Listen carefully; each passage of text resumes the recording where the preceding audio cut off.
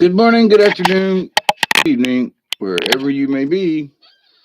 I am your humble host, Mr. David Null, also known as Hawkeye Two Feathers. And I greet you with the love and the honor of the infinite creator. And I do continue to pray each and every day that each and every one of you will continue to learn how to accept and receive the knowledge, the healing, the wisdom, and the blessings from the universe.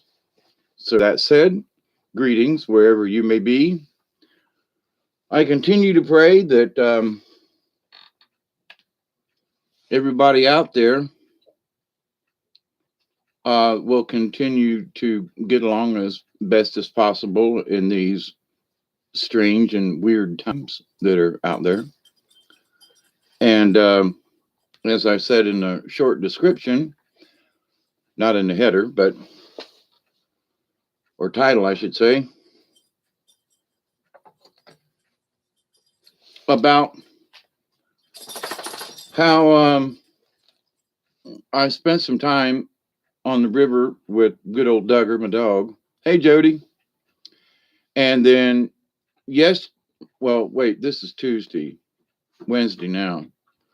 But Sunday, went down in the woods here at my house and been clearing up a place where I used to have a sweat lodge. And I've been clearing it out in hopes that I could make another sweat lodge and someone would come and we would do a sweat together.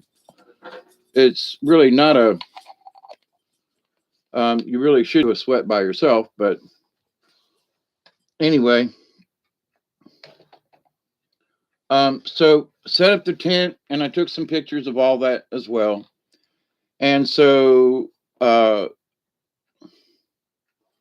Saturday went to the river and Sunday went to the woods here at my house.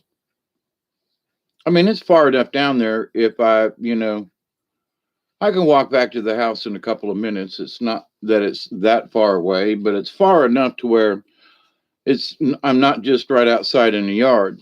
So with all of that said, though, having been on the river, and it's been a while since I've been on the river, the fact that it was a beautiful day and the temperature was, maybe 68 degrees and there were very few bugs to bother you. The heat wasn't bad. The water was good, and just being out in nature. It's hard to describe as far as how it helps me to feel. Now, I'm next to nature all the time. I mean, it's just right outside the window. But I mean the woods and, and the swamp and etc., lots of woods in the backyard, a lot of critters. Not as many as there used to be, but a lot of critters. And so, let me take my pill.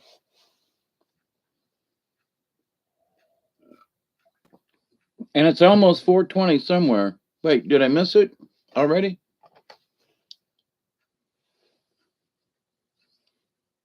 It is 4:20. So I was just getting ready to share when I got myself so really interrupted. I interrupted myself so really. But it's 4:20 somewhere. So in hanging outside more than I normally do, I mean, I made myself stay outside. It was almost like you're not going in the house because it's too damn nice. But I'd realized also, hey, Julianne, how are you? Hope everything's well in your area. So, but I went outside and set up the tent and set up a camp. And I mean, had to cut up a bunch of firewood and stuff. Hey, Elderberry. Hello there, Elderberry. Hello. I think I got that right. Hello. Fired up. Well, I'm loading it. Be right with you. I was a little slow on the uptake. I noticed that Um, golly, I can't think of his name now. God bless me. um, that Milky Way Soul Tribe put up a video of shorts with David Null or something. I didn't watch it, but I was like, anyway, I'm just in a good mood. I'm tired as hell because I mean, I did a lot. I've done a lot of work down there in the woods, cutting limbs and trees and clearing out and setting up the camp, which wasn't that hard to do.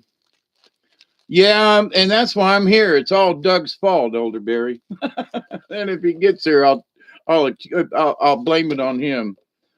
But I was kind of bored sitting around and hadn't done anything. But I didn't have any particular message, if you will, except that in laying in my hammock, all comfortable and hey, Mossy Man, how are you? So now I'm going to share with you. It's 1:23 here Eastern Daylight Time. It's 12:23 here at Noel's house because I refuse to change my clocks.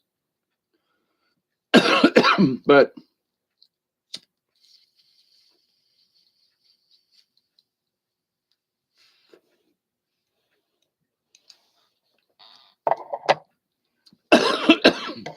y'all probably sick of me talking about nature and the nature of things, but that was a good one.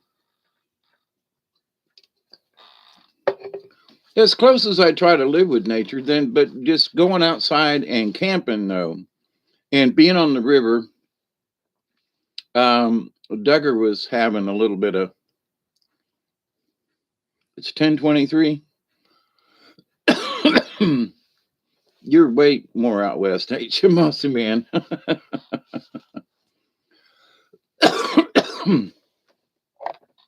Here, if I'm going to cough, let me cough some more. But laying out under the stars and swinging in a hammock, nice cool weather, a little campfire going on out there. There's only a couple of places through the woods where you can see the neighbors, outside light, their utility pole thing light, security light. West Coast, right, Mossy Man. But at looking up through the stars, even through the window of the tent, I was like, there is just so much in this universe. And, I know the stars are there. I can see them through the window at times. Me and the dog are always going outside a lot, And I was thinking, let me just not necessarily, quote, meditate. Like, I'm just meditating for me is just shutting up. I'm even talking to the dog and myself sometimes when there's nobody around. So, but to feel the stars, to feel them twinkling at you, to feel the energy from the universe by allowing yourself, to go out and do it, And like I said, we go outside and sit in the yard and all the time and stuff, but making myself go camping, of course, it was training for the dog because I want to go camping with him. And he's never, until the other night, he had never spent the night in a tent or, he was a little, because we're here at home, he felt like if he heard a noise, he could run off. And that's just not agreeable with me. So I had to tie him up so that, he could walk around real easily within the camp. But he could also go in the tent and, and I got a cot that's been in the yard for a while and a piece of foam rubber. And I didn't have any place to put it. Well, now it's down there in the woods with the tent. And I gave Duggar, jump up on the bed. He's got a nice little place to to lay, to stay and be comfy. And so that instead of him wanting to run away from the campsite, as it were, I want him to get used to being in the tent and that's his house away from home. Delaney, how are you? It feels so good to be noticed by nature. Ain't it though? I mean, like the last couple of days, for example, and I was taking trash up to the top of the hill, and checking mail. And as I'm walking across the yard, I look down and there's a dragonfly, green. I mean, green, really green. And flying really close to the ground, but like right in front of me. And I looked down and I was like, wow, I expected a dragonfly to, buzz off somewhere. But he didn't, or she didn't, or it didn't. And followed me across the field at about like this high off the ground. And I'd stop a second and look down and it stopped. And I'd take a couple of steps and didn't want to step on it, or if it moved, but it stayed right to my left-hand side and walked me right up the hill. And I was like, well, now, ain't that just special? Now, here at my house, dragonflies like water and things and stuff. And I don't really, I don't really have any standing water right around here. My next door neighbor got a big pond and a smaller pond. But as far as, so I scratched my head, not that I don't like, dragonflies, I think they're cool, but it's like it seems to be somehow that they're out of their habitat, if you will. So them hanging around here without the water kind of, habitat kind of thing that you would normally see with, for me anyway, with dragonflies and such. They like marshy, kind of boggy, that's not so here in the yard and up on the hill. It's hard as a rock up there right now. We need some more rain. But I'm thinking to myself, for whatever reason they're here, I just stopped and threw my arms up and said, thank you, Creator. Dropped the garbage on the ground, had to pick it back up, had to make sure it didn't squash a dragonfly. But to be noticed by Mother Nature, yes. And for you to notice Mother Nature, I mean, I go outside all the time. It's not like I don't ever walk uphill or go out there. But to see the dragonflies here recently and to have that one follow me up the hill today, well, it actually didn't follow me. It accompanied me up the hill. I was like, now that was just way cool. So I'm hearing different birds and so forth, and I can hear them in the house, but I've usually got a radio or something on, or the TV's playing just for noise and for whatever reason. Or I'm sitting here watching a video, But I've made it a point to like turn shit off. I when I left the house the other day to go on the river, I turned off the Wi-Fi. I turned off a lot of appliances just because I wasn't here. And there's no sense in having Wi-Fi on if I ain't home. But anyway, it's to give all my electronics a break too. So if I'm down in the woods the other night, I plugged everything again, and we went down to the sweat lodge, and which is we're clear now. But the idea, though, that in the woods, and if I could share the pictures with you now and a little bit of video, I would, but I haven't figured that out yet, and I haven't uploaded them yet. So, but I took pictures the other night, and there seemed to be some strange glowy things down there. Not as many as I may have thought would have been there, but there were a couple of orbs, and I have to get my camera. I'm not sure, it might still be down there in the tent. But the idea, though, that as close as I am to nature, I had to literally get a little closer. And from my rolling around on the ground and whatever, I picked up a tick, which I found on me today. Like, wow, where did this thing come from? Anyway, so, you got to be careful. But the closeness of the cosmos, being outside, even though the house is, 150 yards away, maybe kind of sort of about the length of a football field kind of thing, walk to the camp, not really far. So, but the idea though that it's not in the yard and it's down surrounded by trees, and so I can stand in the yard and feel connected to the universe. I can go out here to the field and feel close to the universe. But when you stay out all night and view the stars and see them, and take a little cat nap, wake up, and you hear the night sounds and a owl down in the woods, and you look up through the screen of the hammock, or the way I was laying, I could see up through the window of the tent. And I was like, it's like you're in the universe now. It's sort of like you're a part of it versus, well, it's right outside. And I know it sounds stupid. This is all your fault, Doug. Okay. Everybody point a finger at Doug. It's all your fault I'm on here tonight or this morning. Anyway, greetings. Yeah, no problem. It's all your fault. Whoever I told earlier, it's his fault. It's all Doug's fault. Yeah.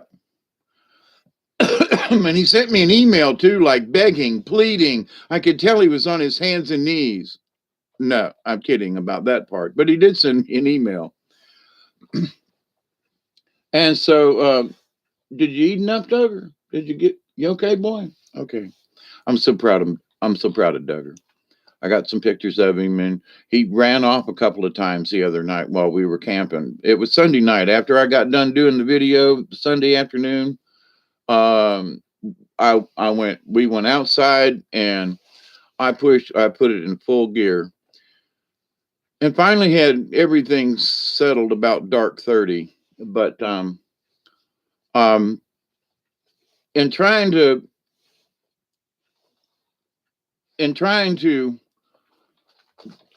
teach Doug, hey Doug, teach Doug how to do how to be around the camp and to not run off and to stay in the tent and that kind of thing.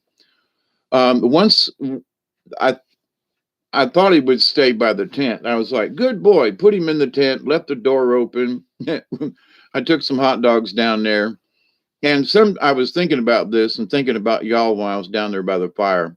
It was not a ceremonial fire. It was a burn pile. There was junk. There was things, and not conducive for doing a drum or anything. But I'm getting to that point where the next time I go down, it's probably ready for a drum and saging and everything, because I've been cleaning up and finding things under layers of pine straw and leaves and things and grass growing over it. It was I found the head of a rake, no handle. I was like, wow, what's this? Ting ting, and pulled it up, and there's a rake, the end of a rake. And scratching around and raking, I found one of my old timey machetes. And I was like, I wondered where that damn thing went. It was, and still sharp. I used it, cleaned it off a little bit. And what the hell? Stuff running around in my house. I'll get you. I see you down there.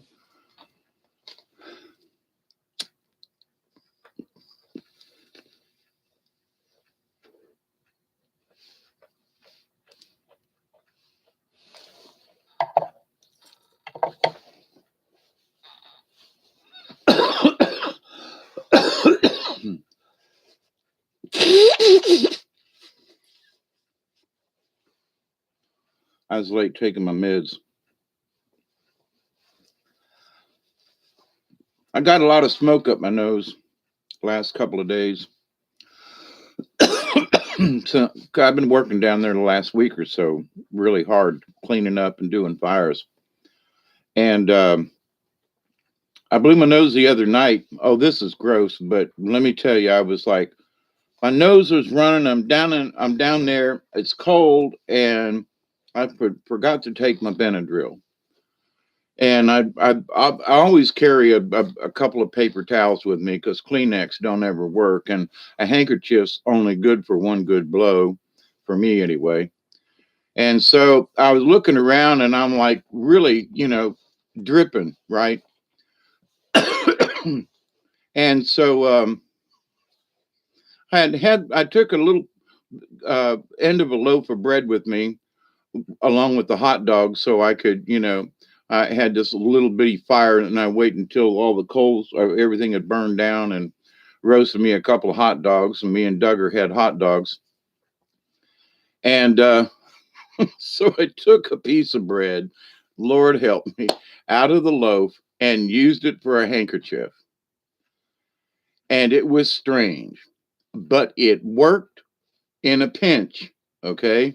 So if you're ever without a handkerchief, I mean, I don't want to rub it on my arms. I kind of did that at the end, but as far as, I couldn't get outside quick enough, and me and my bad back, I don't jump up, right? So I have to crawl up. And I was like, wow, loaf. So a piece of bread, uh, ended up being a handkerchief. And I gotta say, for for that right then, I know this is gross, but it worked. I'm just here to tell you that I was very surprised. I had to be careful because it would tear. It was soft, but it got me through in a pinch. So if you're on anyway, just I know it's gross. Thought I'd share it anyway. Because it was a mess.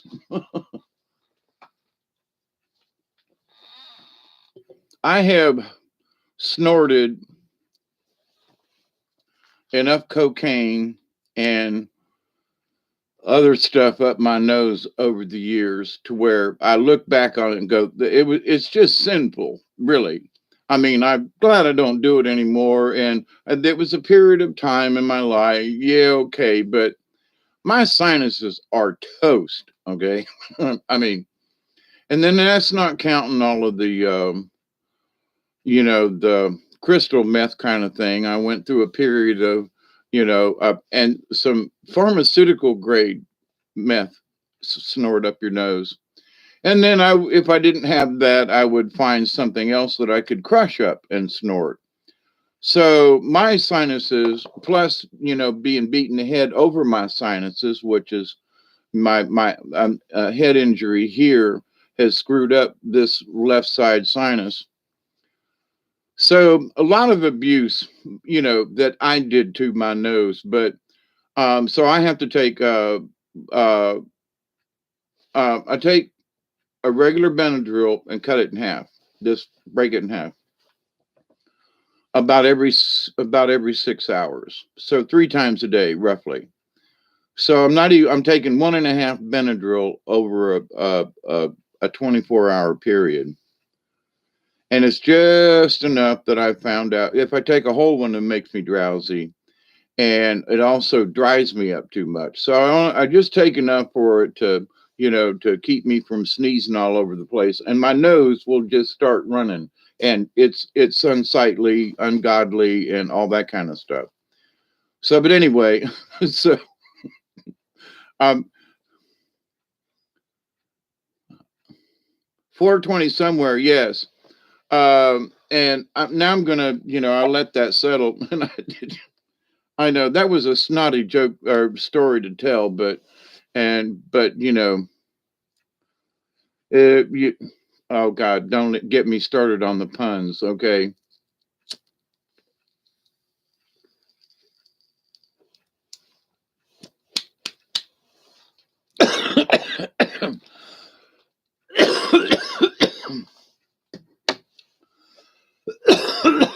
I won that one by a nose, but anyway, and I got a big old schnozola too.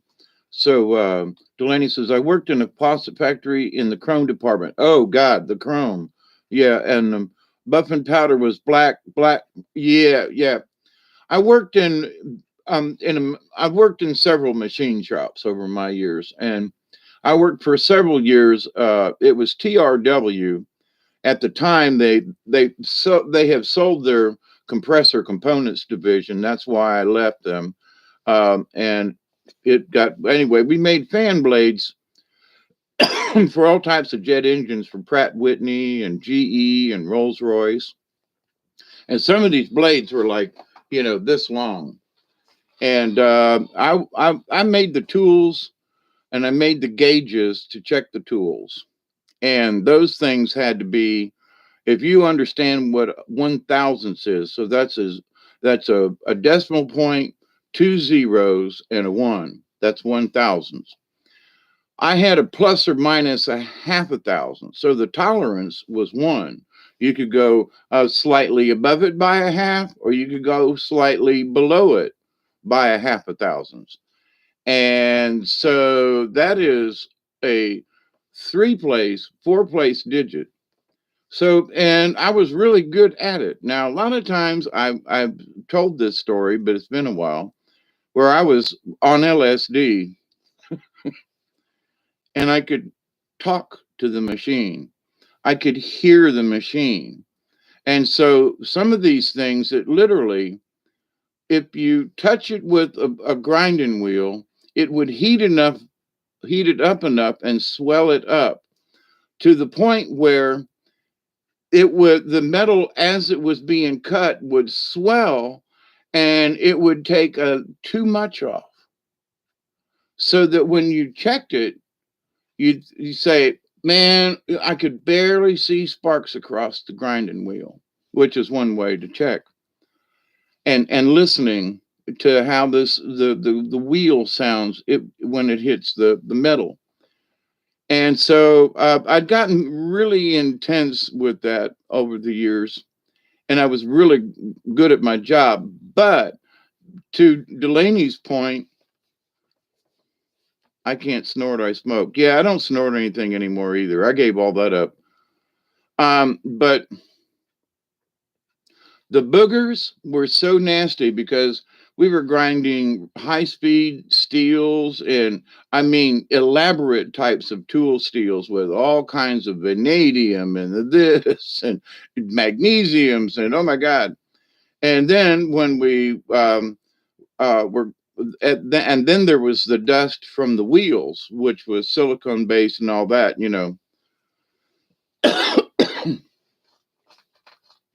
And they wouldn't let us wear a mask back then because it was hard on our lungs. Okay. And, we went through we wanted to wear the mask because, there was all this dust and these ugly boogers that we had. And now, everybody's wearing a mask and they don't think twice about it. And it was a big OSHA thing in the workplace, and that we were going to have to get a doctor's written permission to be able to wear a dust mask like everybody's wearing now, to keep this huge amount of dust and titanium in high-speed steel, all this exotic metals that we had to breathe in. But oh my, how times have changed. That was in 1984, 85, 86. I think into 87. I'm not sure. It was a 4-year stint that I worked there. But I've worked in other machine shops too, and so there's the grinding dust and that and type of thing. But anyway, so I've had irritants in the workplace, if you will, at many of the jobs that I worked. And when I worked at Prestolite Wire up in Tifton, we made spark plug wires for Honda, Nissan, Chrysler, and both Ford of Europe and Ford United States. There's 2 divisions of Ford, and we made parts for both. So, but each each company required their own type of wire. Okay, all spark plug wires are not the same. I'm here to tell you. So, and how you crimp them on, they have to be tight enough, but not so tight that it crushes the wire and creates a gouge or breaks the jacket, because then it will short out. It's very technical when you look at it, but down to the point though, the wire that they brought in was raw, okay, because it had just come from a plant that made the wire and put it on big spools, okay, spools yay big around. And the smell of the plastic and the rubbers and the different types of things, the off gassing of these wires. So when I first went to work there, I walked into the plant area and like to gagged. It was all I could do to, because there was terpenes and ethylenes and all these different kinds of inks that were giving off gas at all these different stations, because all the wire had to have markings on it, right? They have number 5, Ford, whatever it is. So there's all these different smells within the plant.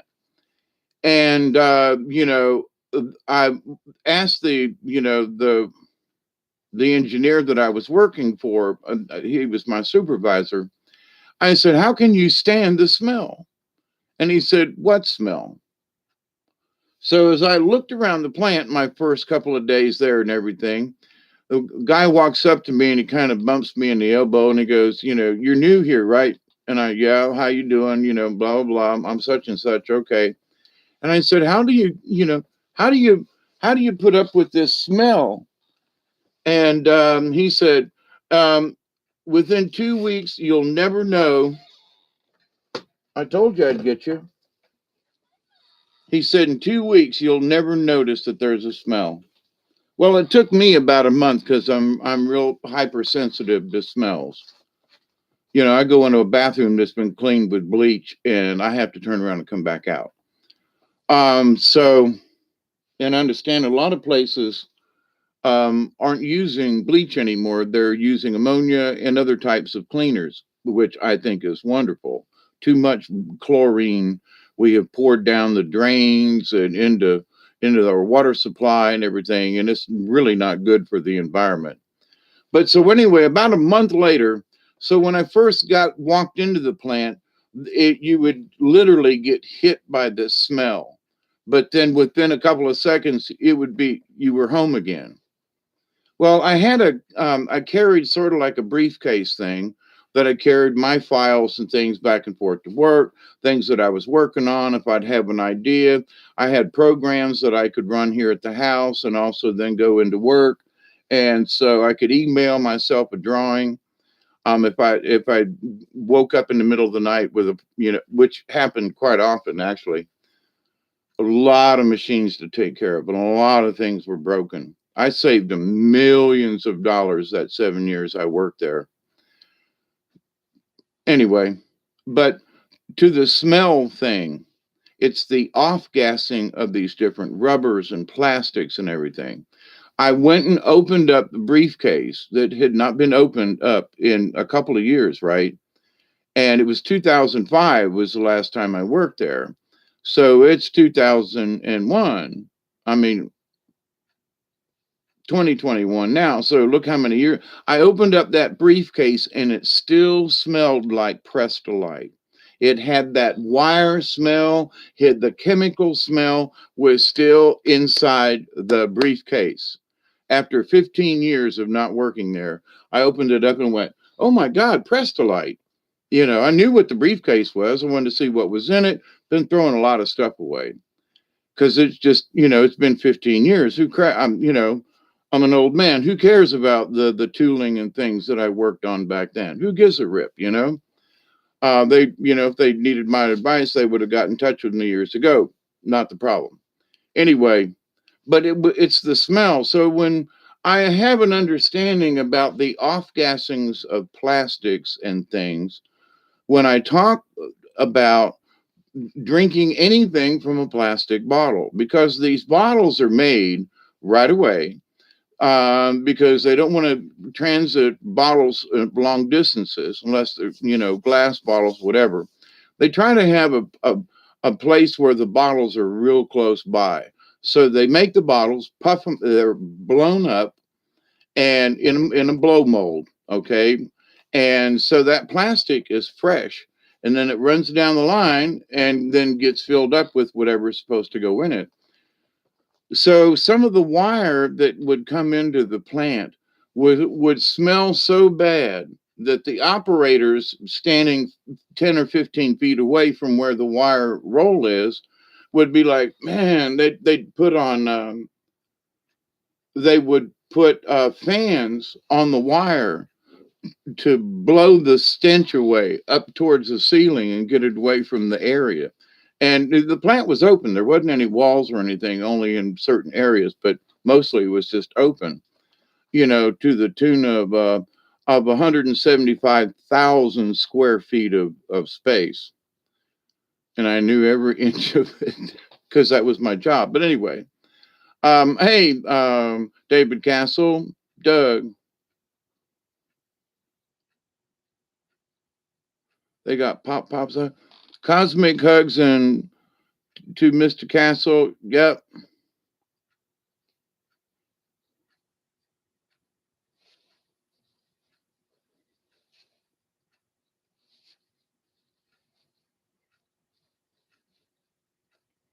Oh, Doug, are you doing a show or did you do a show?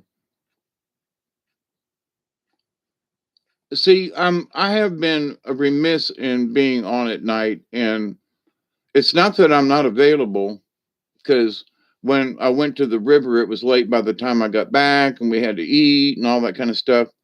And especially for me, I'm still on Dave's time, but everybody else is out an hour ahead of me, right? So, it's 1:54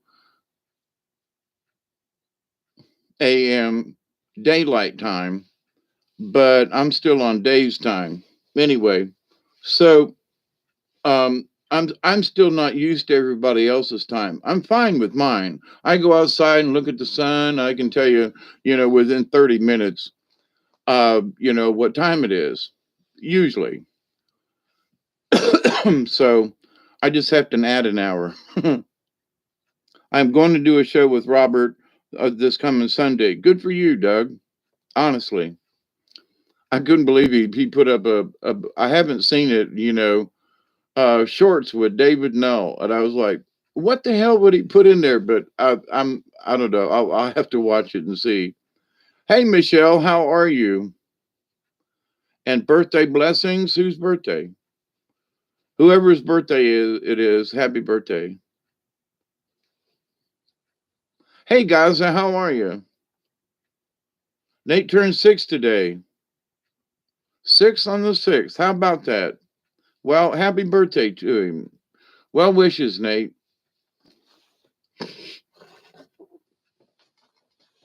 There's always a little extra room for a prayer for Nate that, anyway, just not between just me and you, Michelle, because I'm talking to everybody, but, anyway.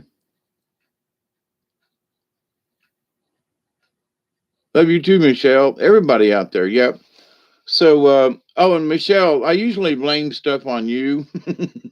I love you. But tonight is we're all pointing a finger at Doug. This is Doug's fault. So everybody point their finger at Doug. We love you, Doug. But this interlude of craziness is sponsored by Doug. And one of these days I'll figure it out, and he and I'll do a show or something. I'll work it out. If I'm if I'm still alive, if I, I'm not that I'm trying to do anything stupid, mind you. But what I was thinking of as I got up off the ground on Monday morning, yesterday. Well, now this is Wednesday now, but on Monday morning, it was all I could do to get up off of that air mattress. Because I'm usually up off the ground, so all I have to do is turn, and my feet are on the ground, and I'm halfway there. But getting up from the ground is very different. And considering that I'm older than I was the last time I got up off the ground like that, uh, I'm like, I'm not any worse, but I'm damn sure not any better. You know, when you got leaky pipes that just, that want to work on their own, um, trying to get up just to go a few feet to get outside the tent. I was like, oh man, I'm just gonna have to change my drawers after before I could get out there. I know that's too much information, TMI, right? But a lot of folks suffer with incontinence. I never have. But so this is new for me. Thanks for sharing, Dave. We really appreciate your pee story. But it's it's leaky valves. you know, I mean, I'm blessed that I, can still kind of hold what I do, but there are times when it's like, man, but getting up off the ground, sleeping down there in the woods and not being around anything electronical.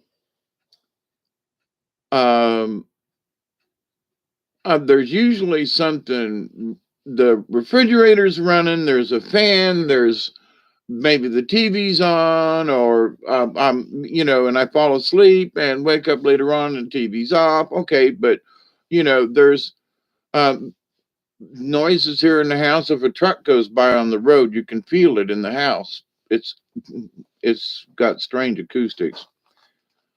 But being on the ground and floating in the air mattress and looking up at the stars, I was like, now, and get this, it's a shame that I can't have those hammocks out in the field.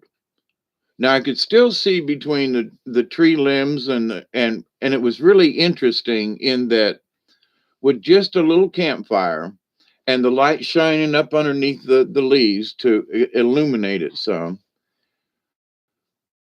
where the stars were and the pattern of the stars and where the outline of the leaves were. So when you allow your eyes to get adjusted, I'm looking up there and it seemed like there was another space between the stars and the leaves. It was very eerie. And I was trying to, because I've been looking up at the sky a long time. Every night I go out several times, different times of night, check the stars. And Scorpio's coming up now. So I'm going to be start doing a report where um, Orion seems to have been stable here these last few times that I could view it. But now that Scorpio's coming up, and the tail of Scorpio's right at a particular trees in the distance, so the tail touches is at the top of the tree line. So it's easy for me to gauge if Scorpios move because of the relationship to the tail and the horizon line of the trees. Anyway, but in looking up through, and all of a sudden, now it's just a little campfire, but when there isn't any other light, it's a lot of light. So, in the fact that the trees certain trees, I noticed, like an oak, will the bottom of especially now in early spring, because a lot of the trees have had no leaves on them. So now the oak and so forth are sprouting, they're shiny. So in looking up, I was like, There was the dimension of the reflection of the light coming off of the leaves, the darkness around the leaf, and the stars and the cosmos in behind it.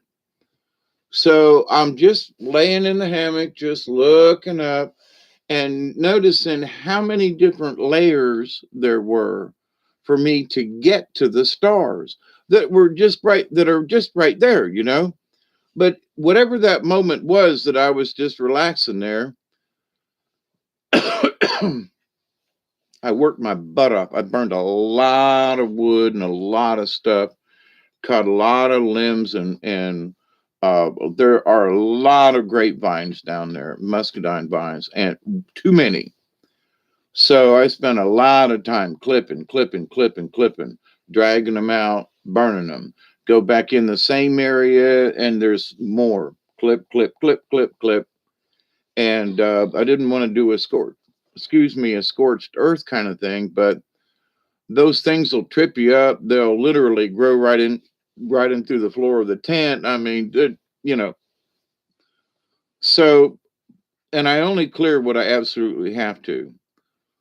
Um, but the area has gotten overgrown. But in all of that, though, and looking up at the stars, and sitting by a campfire, no matter where you at, but it was cool enough the Sunday night that I could see my breath easy, right? So it was in the 40s. It's going to be in the 40s again tonight, upper 40s, lower 50s, but um, um, cold enough that you see your breath. So campfire, and you can see it, And so all of these things that are tied together, and the fact that the house is not that far away. I could walk back and walk back when I forgot a couple of things, but I would have given up and said, I'll just stay here. No, you're going back down to the camp. This is well, it's just the backyard. Yeah, but Duggar don't know that. So it was, and it wasn't a good exercise for me too, because if I want to go someplace else, I found out that one of my hammocks didn't have a couple of ropes with it. And I was like, not sure where they went to, but they're not in the bag with the hammock. So that was, sort of a shakedown cruise, if you will. And how's this going to work? And how am I going to do that? And how is Duggar going to work with all of this? And if I go somewhere else, I'm going to have to do this same situation somewhere else, So it was good practice for me, um, especially with Duggar. So, it's a bitch if you go down on the river and you think everything's packed in your little hammock sack there, and you find out you're missing a couple of ropes. Uh, that sucks, right? So, it was good that I was able to do that. My next thing is I'm going through all of my gear. I've got tarps that are wrapped up, but I have no idea if it's a good tarp or a bad tarp, because some of them have holes in them and they're used for ground cloths and, putting in front of the tent to wipe your feet on and that kind of thing. And because they roll up real easy. But then there are the good tarps that are for a canopy overhead, over the tent, over the, dining fly, whatever it is, right? In case of inclement weather. So I have to take everything out, stretch it out, and then I'm going to write on the outside of it in several places what size the tarp is, and if it's good or bad. If it says good, and I'll put a date beside it, and then I'll be able to note, because right now I just have a bunch of them. They're all tied up and everything, and I have to undo them all to go camping, and I don't know which one's good. So I got all this wonderful gear, but I'm not sure what any of it is. So I have to go through everything and lay it out and make sure I got what I got. So I can pack it better, you know, at the end of the day.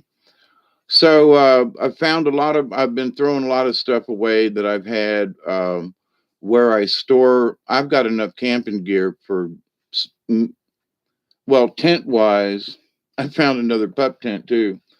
Um, I've got two hammocks, uh, two A uh, teepee style tents and one great big ginormous 9 people can sleep in a tent. Stand up. It's it's the real deal. It need a lot of space for it. It's like 10 by 12 or something. It's a big tent. Um, but anyway, so if I want to invite somebody and they say, well, hey, yeah, I got camping gear. And then as I started looking, I was like, yeah, but I need to open it up and make sure that some vermin didn't get into the tent or, there's no holes in it. I mean, check the gear out because I don't know the last time I've had the tent out. It's been wrapped up, sealed up in a nice dry place, but that's not the point. So, and I say this in front of y'all in that, what am I talking about gear for? Yeah, right. Should be having conversations with y'all. But anyway, in going through this though, the whole nature of it. So yeah, I've got tents and yes, I've got these supplies and yes, I have this and this, but where the is it? I don't know. Well, it was over here and I got some gear over here. And so it's been a good exercise for me, but I would really like to have spent some of that time on doing concrete and finishing my porch, but it's only springtime for a couple of months here. And by June, it's in certain places it's going to be too hot in the evening or the bugs are going to be bad or the water was going to be too low and camping is not near as conducive in middle of May and June down here, right? So understanding that, I want to get in as much as I can here in the next, April and May. If there's places I can go, even if it's outside in the yard, I want to be there because this is like the prime time to go. So anyway, but that's what I've been doing the last couple of days. But in doing all of this, being outside more, forcing myself to be outside instead of making up an excuse, um, I'm a lot more sore but the soreness feels good. You know, I'm sore from paddling. Yeah, but I paddled on the river. Me and Duggar both went. Had a nice trip. Yay! So um, the soreness that I have for cleaning out where the sweat lodge used to be and is going to be again. I'm going to have another sweat lodge there, even if I have to do it myself. I'm going to have a sweat. Um, would love to share with someone. Um, I'll just put it out there, and if anybody's in the neighborhood, but I've got it. The inside was overgrown with stuff, uh, small trees, grasses, and so I burnt. I used the inside of the. Okay, we dug about a foot and a half, 2 feet, maybe at its deepest place, into the ground for the sweat lodge and did it mostly circular and not perfect, but circular. And we had the door open to the west. Okay. So it could have been the east, but we chose the west. And then you take native poles, small trees, twigs, and you put them over and basically make a dome tent. Okay. You don't want to make it too tall. So, but the sticks are placed on the outside of the bowl that you dig. And so what we had done was we left a space about this wide so that you could put a towel down or we had some pieces of carpet that we laid on the ground so that you could go in and sit and it was like a little seat and huddled up. You could you could sit almost up sit up straight. But when the sweat comes, you're going to be bowing over. You're going to be moving over because the heat rises so quickly to the top. You can feel it rush down your back and wash over you. It's weird. It's amazing. So, but you make this hut out of the twigs, and there are several of them that I left growing there that will be cut and used for the frame. So you put one on either side, you link them together, and you take another one in this way, like making a basket in a way.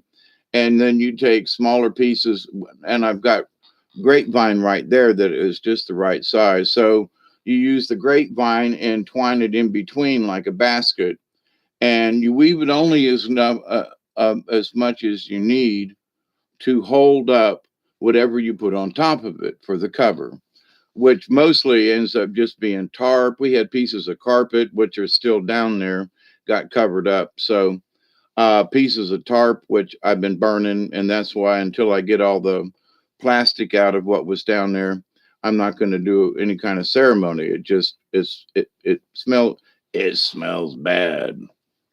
So, but then in a couple of old quilts that we used, you put over them. So anything to help hold the heat in, plastic, and then you put up something over that, and you always have some kind of a blanket or whatever because you got to close the door.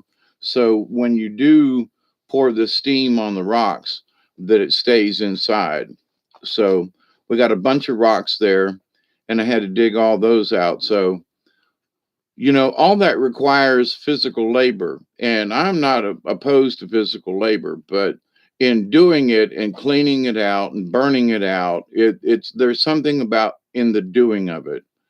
So whether or not I actually end up being able to share the sweat lodge with anyone else, it's the act of doing it again and putting it there and having it, even if it is just for me, to heat a couple of rocks. And in the summertime that ain't hard to do.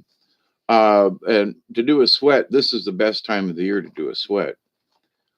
80 degrees outside in the daytime, you build a big fire down there in the pit, you put your rocks around it and then build your fire on top of it, and as they heat up, then you put them bad babies in there and pour some water.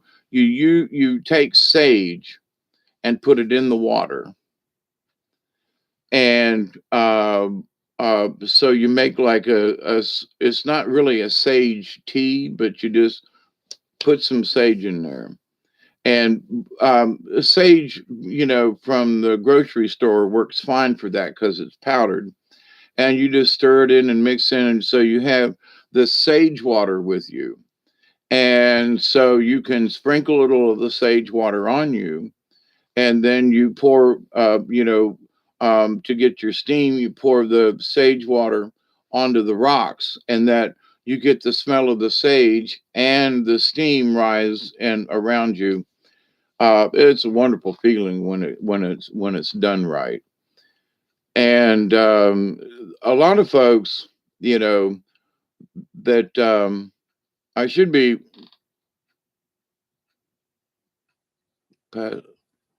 past the Dutchy plays on Sirius. Yes, the weather is going to be crazy for a while. Did you hear? Have you heard the news recently, Paul? I listened to Pastor Paul Begley because he a lot of times has some good information. Said that there were places in the Himalayas like Mount Everest and K2, I think it is, and also some places in the Alps that they noticed a 30-foot rise in sea level from their GPS and the satellites, 30 feet, or a very noticeable rise here recently. And I just find that just now, ain't that interesting? Now, for those people who swear to God that, the planet is not expanding, when all the history and everything says that it looks like it actually has been expanding, is and that all the cracks and everything and all this stuff, I believe it's expanding. There are a lot of folks don't believe in the Pangea effect. The one nation, the one big island. Um,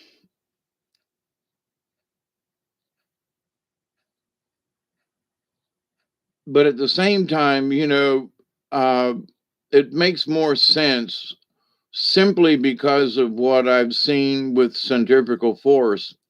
And I bring up this subject because I've got a cotton candy machine. I'm going to have to figure out something to do with it. There's nothing wrong with it. It's that I don't see myself using it anytime soon.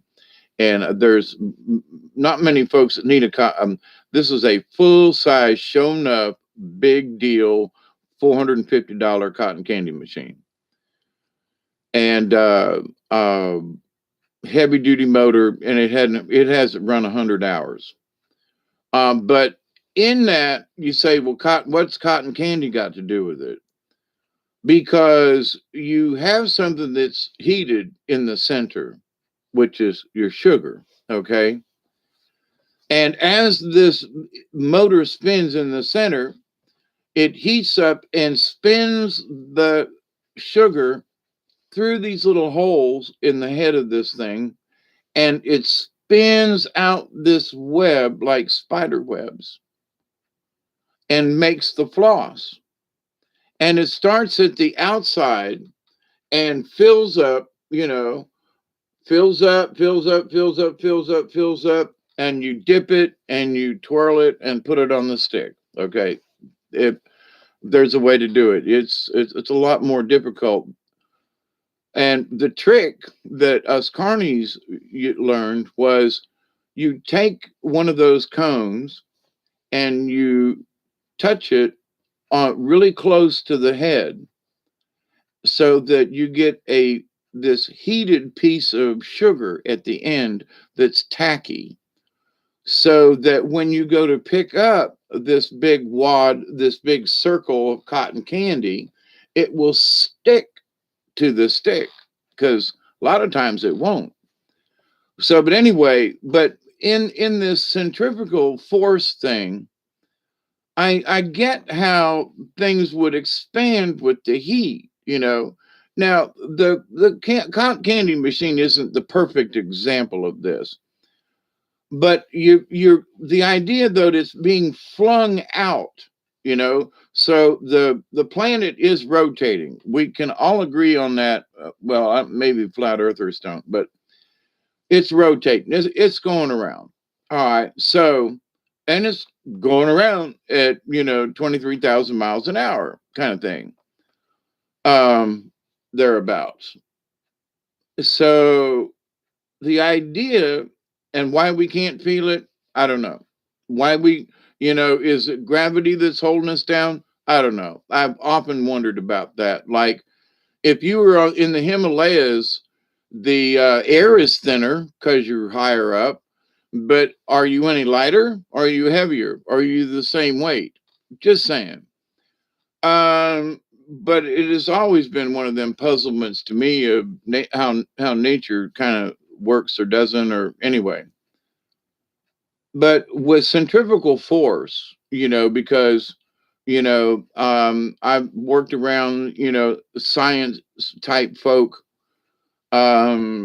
My friend Serge, who was had a chemistry degree and biology degree, and so he would put samples in a centrifuge and it would separate out. That's what they do with your blood, right? And they do this. So um the spinning of things at high speed to help separate, so if the planet is spinning and there are things, it's gonna work its way out to the edge. I mean, that's just how the nature of things work, mostly. So the idea that the planet is expanding, getting higher, there's lots of volcanism going on, there's a lot of stuff. So, and there's supposedly 100 more near Earth objects than there were like 6 months ago or something. We're really going into some really crazy times. Is it 420 again? Yes, it is. Oh my goodness. Let's go. But here's the thing, if you live in a prone area, to figure out if you can get out of it. That's all. And if you can't, then just do the best you can where you're at. I mean, we have storms and tornadoes. My house has had two tornadoes go over it over the years. The hurricanes that have been through this area. So I could move somewhere else, but there'd be something else. Okay, so I've learned to live with what comes here. And very grateful that the tornadoes went over the house.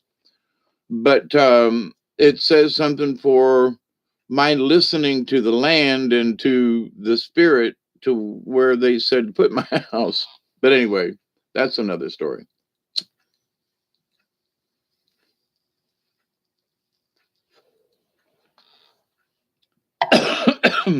$420 somewhere, ain't it? $423.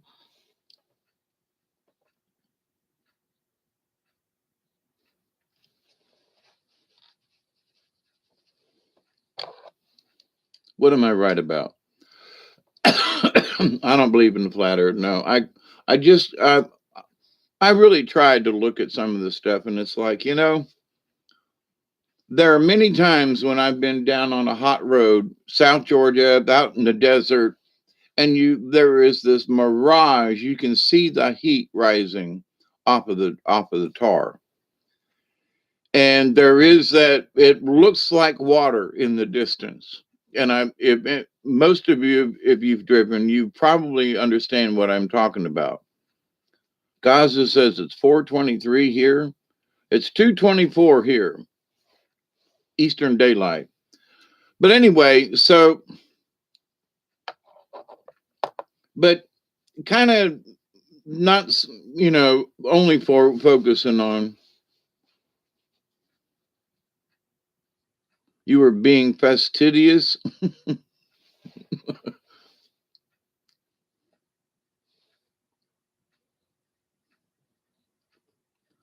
Doug, Terry, I'm sober more than I'm not. I love everything but stupid.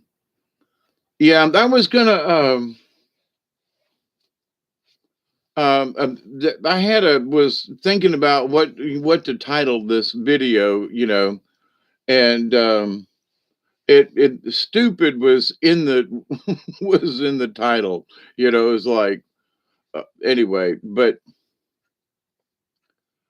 because there are actions, remarks, and things that I look back as a younger man, maybe even 10 years ago, maybe 5, probably not, because my train of thought had progressed from there. But the idea, oh, by the way, thank you, Bob. We love you, Bob. Thank you, Bob. And wing to the universe. And we want to say thank you to all the spirits. We want to say thank you to the universe for everything that we do have, because it could be worse. And we don't want it worse, but we thank you for what we have.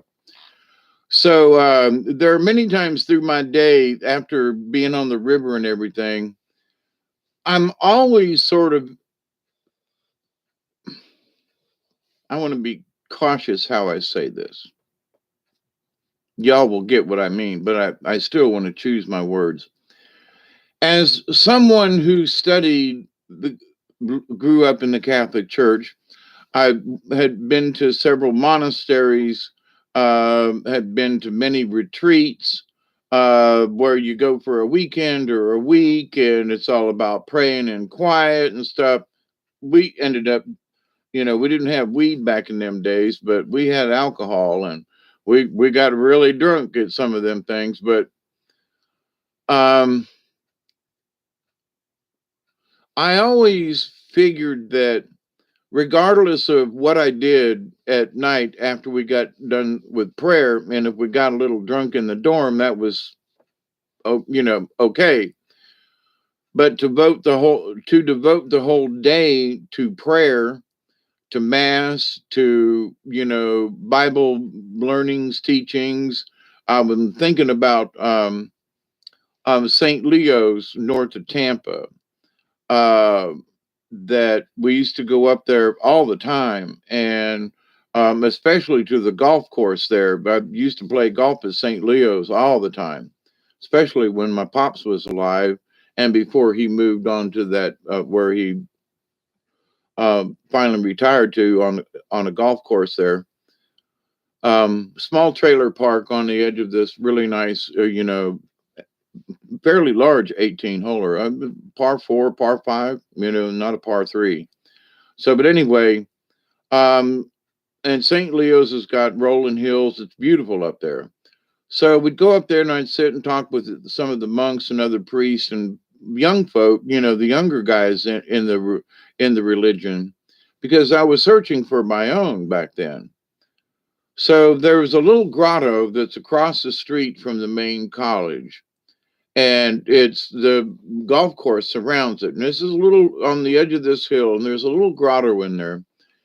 And because of my Mother Mary thing, it's sort of, I don't know if it was devoted to a saint or if it was devoted to Mary, but anyway, there's this little grotto, nice little stone area, bench, overgrown, and you wouldn't even know it was there. I mean, seriously, people drive by it all the time and don't know it's there. Um, and I would go there to pray, to meditate as a young man, teenager. But there are times when my heart goes back to that spot and to some of the teachings and things, biblical, Bible, but philosophical as well, in that, well, what do you think Jesus really meant by this? And because where a lot of, and I don't mean any disrespect, but a lot of preachers love to focus on the prophecies, right? They all want to focus on the past. It's the Old Testament. But for me, it was always about the New Testament. Yeah, well, in the Old Testament, they said this and that, and Moses and them. Okay, fine. That's history lesson. All right. If it's true, right? So, history is written by the men who make it, right? So the my interest, though, in the Jesus Christ phenomenon, I do believe there was a character. I do believe it was the Christ consciousness. There's a whole lot more to it, and the Christ uh, was here thousands of years before the crucifixion event, and he's been um, here in at least with his essence ever since. Too is my 10 cents on that. So people are waiting for Jesus, but if you quote have Christ in your heart, then you know he's always there, kind of thing, is my opinion. Hey Amanda, how you doing? So, but in studying the Bible and studying as growing up as a Catholic, I noticed though that not a lot would there was every they all wanted to talk about the doom and gloom of the Old Testament, wherein Jesus, the message of Jesus, as in Mark or Matthew. I like Mark, particularly the Gospel of Mark myself, and Matthew and Mark were the two of my favorites for whatever reason. And there are a lot of people that say, Saul should be, anything written by him should be thrown out. And those are Catholic scholars, by the way. But And too many people, especially in some of these Southern religions, are all about what Paul said, don't know why. Oh, dresses and this, and Paul's this to them, and him, and these people are heathen, and anyway. So a lot of Catholic scholars would have thrown, they'd like to throw Paul out of the Paul out of the deal. But anyway, and of course John. But in all of this, and whether or not I think a lot of what is in Revelations is absolutely going on now in one way, shape, or form. And everybody's got their own, idea of who the Antichrist is and who this and this, that, everything. And, have described it as that the Antichrist is the Pope. He is the antithesis of God in heaven. He is the man. It's the antithesis, the antichrist, that he is it. Okay. Oh, but it's somebody that's against Christ. It's the devil. Well, have you looked at the Pope lately? Just saying. Have you looked at the Pope lately? He's a Jesuit. That's not allowed. I've been through this. So, but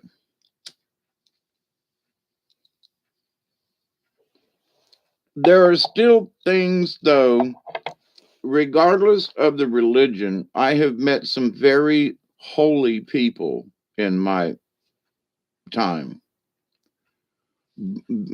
Some were still Catholic, like Sister Helene that I've talked about, and who told me to go study Buddhism, taught me about the Vatican and many things back in 1970 and 71. And her wisdom still rings true. She was one of the three ladies that showed up in my front room here a couple of years back that got me to get off my, dunk and have some of these conversations. So, but in the knowledge of this, though, through the church, if you stayed in a state of prayer, if you stayed in a state of, quote, meditation, Buddhist, Hindu, pick one, or it could be a Catholic type of thing, be it those who, took vows of silence or that poverty, or, So in that, it is a promise from themselves to God, okay, to the Creator. Whoever they feel that is, they are dedicated to the promise that they made to that entity, person, whether it be Mary, Jesus, Joseph, pick one, okay? St. Francis, the Franciscans, the Dominicans, the Dominican order, the nuns, which was Sister Helene. So you think about this, and these people, and I've asked this question with Sister Helene, and I said, if you found out all this stuff about the church, why don't you, leave, And she said, well, where else would I go? And I'm doing what I like to do. I love it. And besides that, I made my promise to my God, not to the church. So, in her point of view, the church was mangled and messed up. She knew it, warned me to stay out of it. God bless you there, sister. But in that, though, it's the understanding that it's about dogma of the church. The Baptist church got their dogma, Methodists got them, Episcopals, close to Catholics, they got theirs, Episcopalians, it's okay. We love you all. But in all of that, though, there are people that I have met in all these different religions now, different walks of life, some younger, mostly more, I would say, my age-ish, or 50 or above. simply because there's that age thing. After so many years, you're in the gutter and you stay there, or you realize that it's time for me to make some big decisions.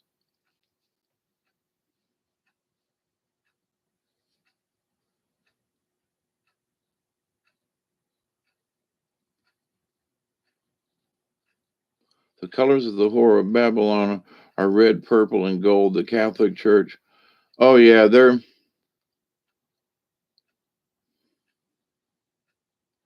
fresh news. When my grandfather left this earth, he left me all his VHH test tapes, and I have no space for them, but he left me. What should I do? If you really don't want them, now if you want them, then buy a good tape deck, and there are lots of ways that you can make cabinets that can hold them and that could close, and there are lots of ways. Um, D-Ocean, yeah, you could get them copied to another media if you can do that.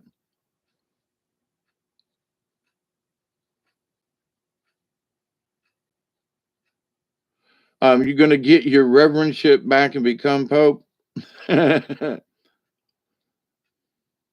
Okay, so my whole discussion about the church and stuff boils down to I wanted to do this broad little discussion about it and my involvement with the idea of becoming a monk or a priest or whatever has been in my mind for a long time. And it has changed as to the shaman type of belief. And from what I'm remembering, it's a lot of what I understand is a lot like what Carlos Castaneda and some other folks, but it's what some of the Hindu, I've read in the Hindu and also in, you know, oh, Confucius, Confucianism. There are some absolutely wonderful passages, in Confucian from Confucius. So, some people say, well, he was just confused. But no, the more that, when I have this statement, I say to in the moment to just be. So with that said, because me and Duggar live down here where we do, not many interruptions, very few. So the whole day, night, whatever time I choose is up to us. So with that though, because I don't have to worry about a job and this and that and other thing, I just have to worry about, trying to, keep up my chores around here and do stuff. And I find that no matter what I'm doing, because I'm all the time here, not just in the house, but I find myself that I'm in a state of grace. Now, it took me 15 minutes to get to this word, okay? And I would not have normally used this, but I am that being under the stars and being on the water and just, Duggar was so calm and things worked out. I mean, there is this, having never done what Duggar and I were doing and stuff like that.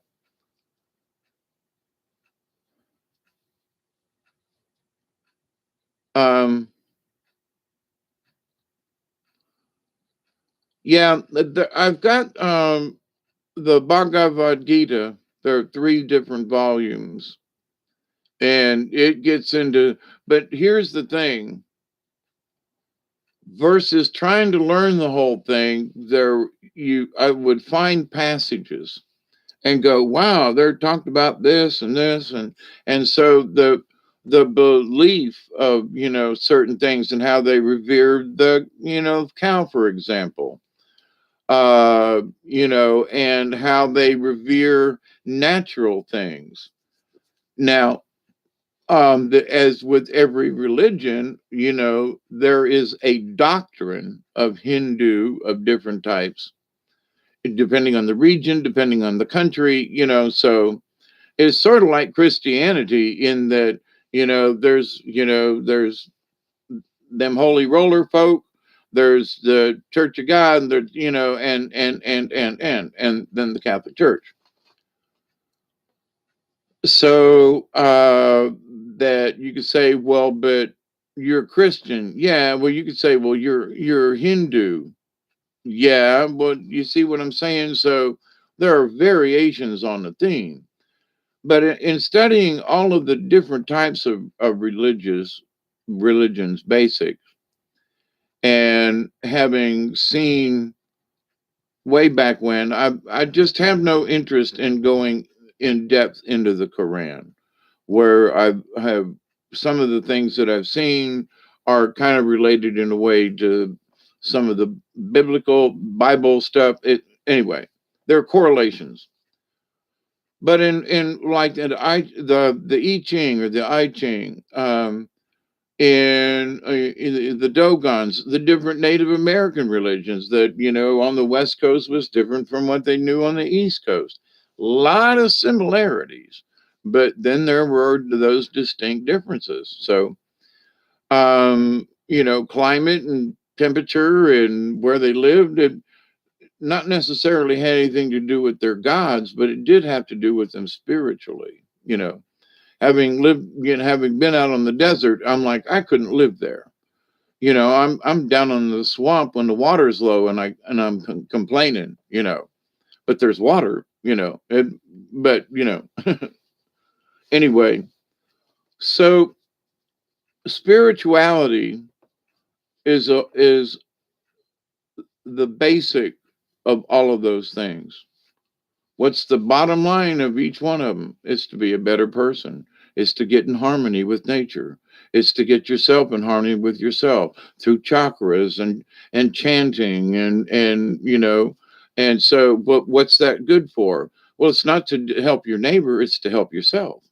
you know it's to help you be a better you. Okay, so whether you're praying in church, in a Christian church, or you're clanging the bells, and doing a chant to try to change the frequency. If you're trying to do the throat singing, you know oh,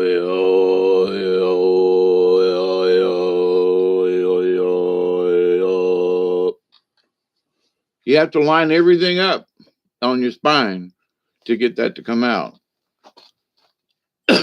Excuse me. But all of the above, in that,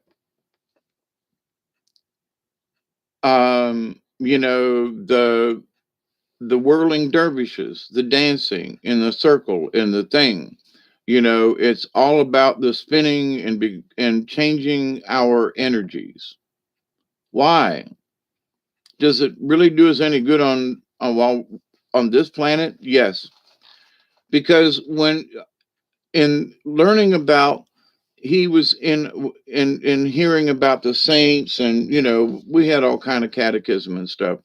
I grew up in Catholic church and graduated Tampa Catholic in high school, so all of my schooling was in of those years was parochial, but we had a lot of good teachers. We were being taught uh, college level stuff in high school, because when I got to college, I was like, we already learned this stuff.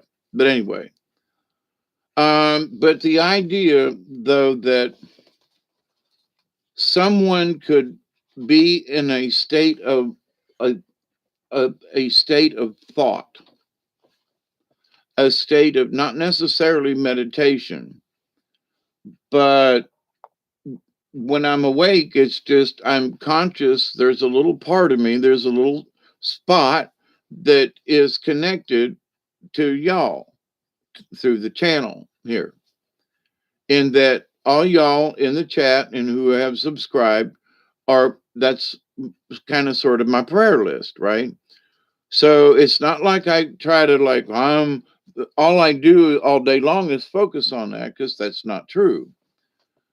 But it is true in that in the several times I think about it through the day at various times, I'm reinforcing that original thought. Wonder how everybody's doing out there. Wonder what Doug's up to. Wonder what Michelle's doing. Wonder how things are going with this and that. Well, hey, S.J. Munford, how are you? I wonder how Miss Delaney's doing, through the day. D. Ocean, throat singing metal band. Yeah. No, I was thinking about them guys that are out on the steppes out in Russia and in there where they sit around. They got the pointed hats and they have horses and so forth. But anyway,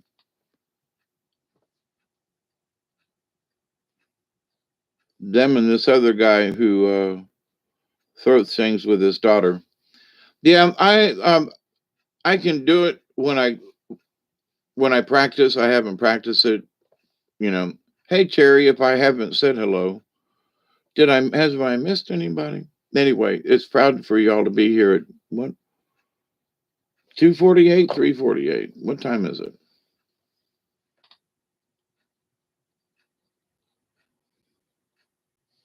But anyway, um, so having reached this period of my life and over the last 3 or 4 years, having just been here mostly at the house, so I'm always sending prayers out about something. I go outside and I stretch and I say thank you to the sun, thank you to Mother Earth. I mean, it is just part of me.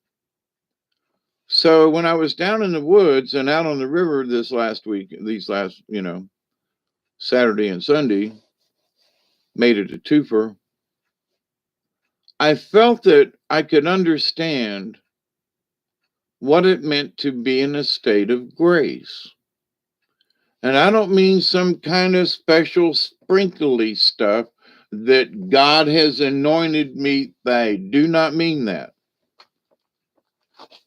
But I do understand it from a standpoint of not being holier than thou or anybody else, but being in a state of a positive reinforcement.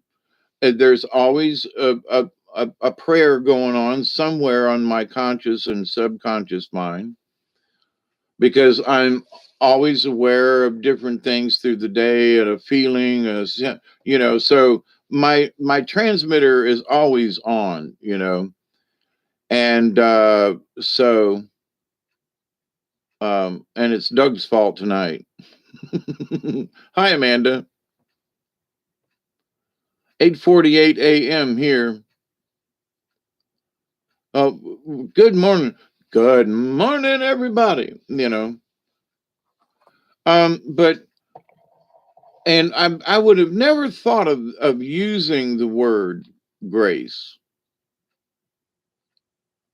but just by feeling blessed by Mother Earth, waking up in the tent, being out on the river with the dog, having paddled and feeling the river and the thing and all of that kind of the experience of it,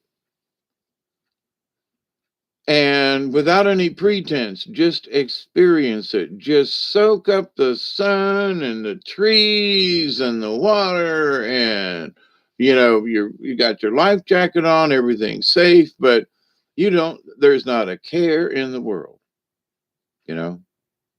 you know you'll be able to get back to the to the you'll be able to, and there are people on the river, or something happens, and you have to get towed back. I mean, okay, we've been there before. So, but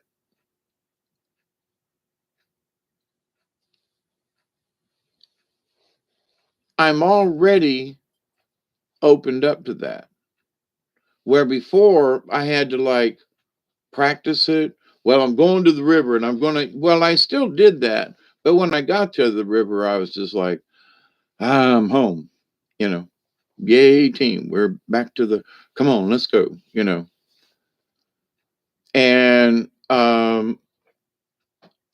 it's like my home, and I have floated my river several times when the water's right and there's no trees and all that kind of stuff. But the idea of being on the water and flowing and springtime electrifies the system in my for me.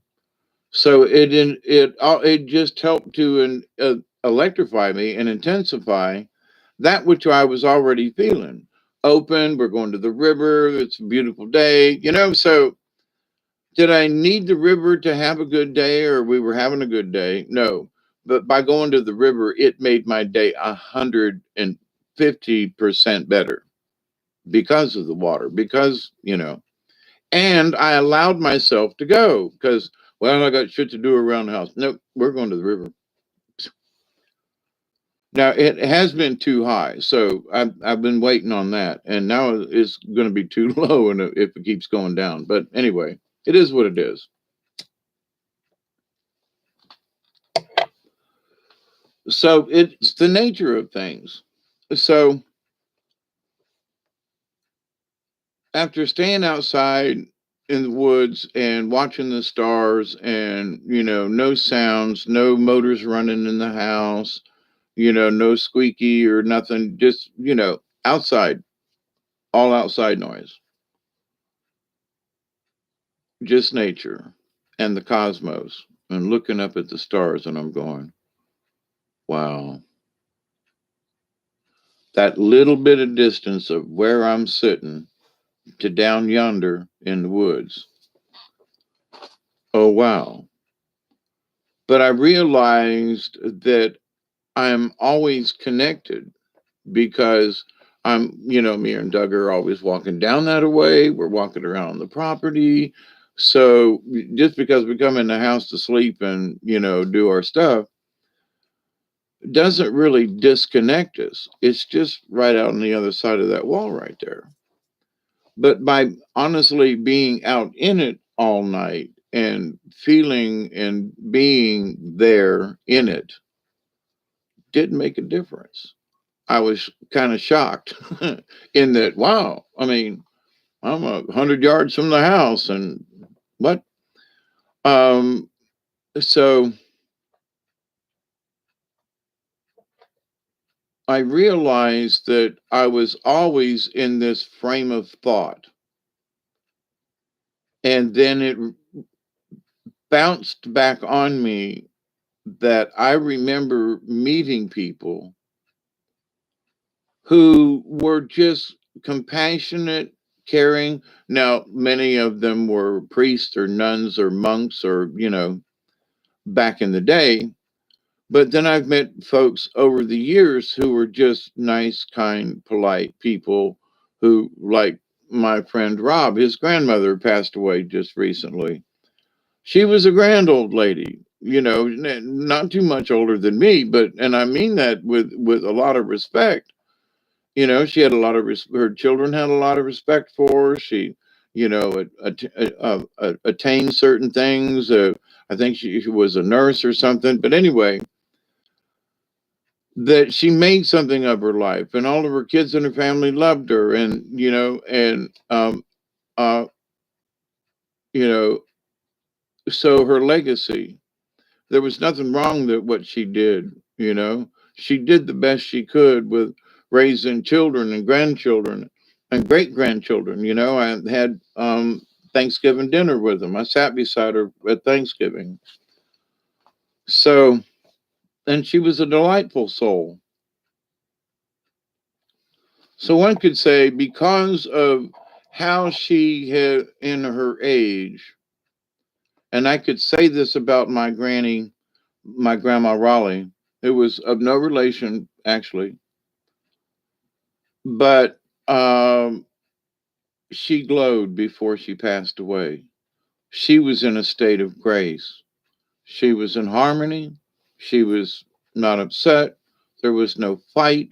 It would just, she was ready to go home to Fred, her husband. She was ready, not to quit, to give up, but she had lived long enough into her 70s, and it was just time.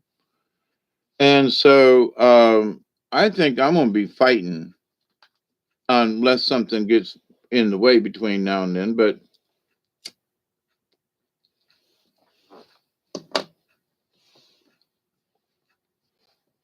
I'm trying to figure out how me and Doug are going to go on a a long range float trip, and I'm working on my canoe out there, and because I refuse to give up. The guy that I bought my canoe from paddled from Key West, Florida to Cuba in the canoe that's in my yard. And he was 72 when I bought the thing. He's passed away since. But, I bought it back in 2013 ish. And so it's like, it's a Cadillac. It's a beautiful canoe. It's a Mohawk, 17 and a half foot. Yeah, buddy. So I got a little money put up. I'm going to get a new and more powerful wrap. I've got a gas powered motor, but it's heavy and it requires gas and it's noisy. So, in looking at it and talking with my friends, he's like, this canoe, how many people, blah, blah, blah, etc. He said, why don't you just, because I've already got extra batteries here for my solar and everything in case anything goes down. And so why not go ahead and just get a really good, 40 or 50 pound thrust trolling motor. And I'm like, yeah, I think that's what I need. Because with my little 30 pounder out there, it'll go, but it just ain't enough. But and they don't make any noise. And I've got solar panels to keep a recharge going on the batteries if I needed to, and they could go right in the canoe. So, but to the point though, whereas if I run out of gas, I'm out. But if the batteries run down, I whip out the solar panels and charge them back up. Or, hook them up with cables to my truck and, run the truck, Anyway.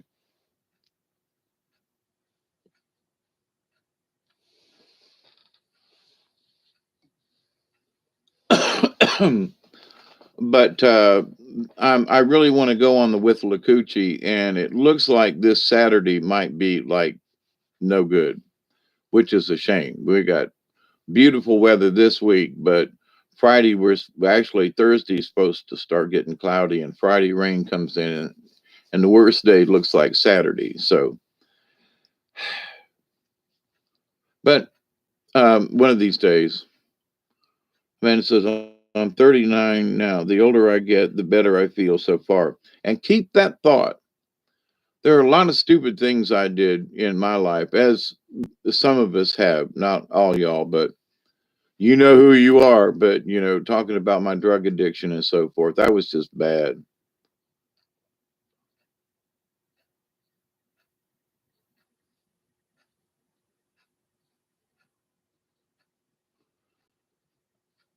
Doug, I know you in Louisiana, right?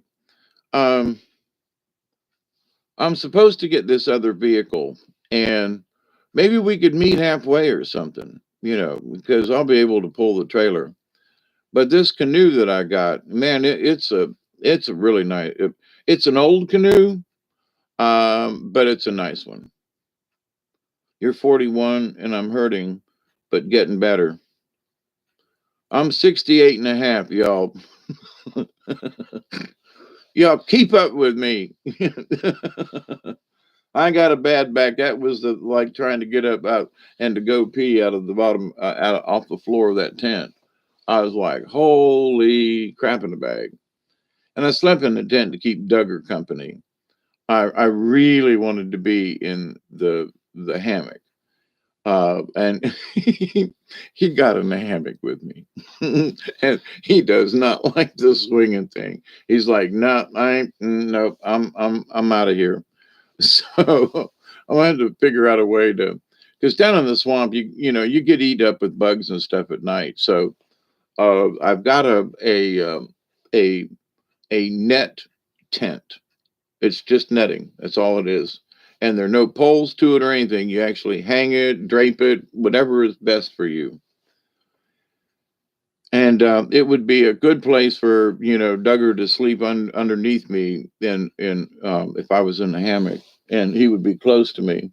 But he was having separation anxieties, him being in the tent and me being in the hammock. So um, I suffered for my dog.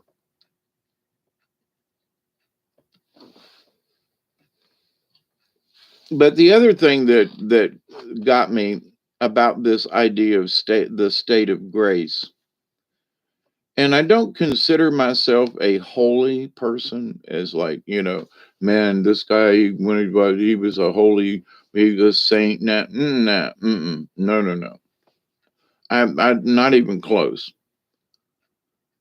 but I'm working on it. That's the shaman in training. But the idea, though, of being, and I can afford to be at my age, like I say, I can understand what my granny must have felt working in her garden and working around her house and being just happy and blah, blah, blah, blah, blah, blah, blah. And how she was in a state of grace, in that she was grateful for living and gave back to it with her flowers and what she did. She babysat kids in the neighborhood in her old age, and they had a swimming pool, and they all would have pool parties at Granny's house. And she couldn't have saved their life, but she was always there. Um, I mean, it says I was really sick when I was younger. I have a tumor that I consider my friend now.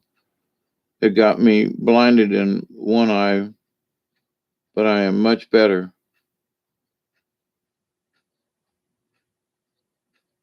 Yeah, I hope I got a few more years left in me, Amanda. That's one of the things I'm kind of discussing this. In that I'm in that trying to get up from the ground, I was like, I'm out of practice. I got enough strength to get up, I guess. I'm tired. I've been chopping wood and clearing brush and fires, and I mean late into the evening on Sunday night. And then all the paddling, all the preparation and stuff I've been doing, which is more than I have been doing recently. But I don't want to miss this opportunity of springtime and get my lazy ass and go do some of these. Well, and it's been really nice weather to do it in too. When it's raining and crappy outside, you just don't want to go. And then it was into the freaking 90s, and nobody wants to go. My body isn't prepared for 92-degree weather at the moment. I'm still, I'm so used to the cool weather.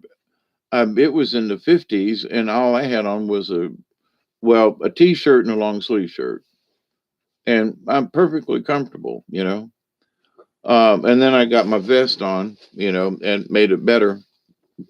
But a few years back, I'd have been freezing to death, and I was just comfortable, you know. So when we allow our bodies to get adjusted to the climate, that's why people who have their houses on 70 all the time, and they live in the house, no, I have to be able to adjust to the temperature. It's harder for me in my old age to adjust to the hotter temperatures, but you know, um, we're learning. That's why I'm so gung ho about going camping or floating or whatever now. you know, get your ass over here, Doug. Uh, I'm kidding, but I'm not. Oh, you trying to work something out to come to me? That'd be great. I would love to do the Withlacoochee. I've been checking it, and uh, now I will take you down on the O'Clockney too. But there are certain places on the Ochlockonee that are just blocked.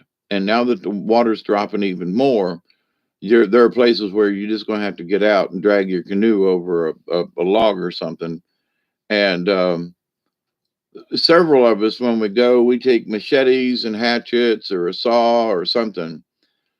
because if we have to cut our way through to get upstream, then we will already have a clear path coming back. That's the way I always looked at it. But there are places where the trees are so big you just don't climb over them. They are huge and they block the river. And I don't know what this last flood has done to them big trees because they're hard to move. But I noticed that there were in certain places there wasn't as much debris. But I took pictures of it. I swear I'm going to upload them. There might not be anything to them, just a caption like floating garbage in the river. One of the many places or something like that. And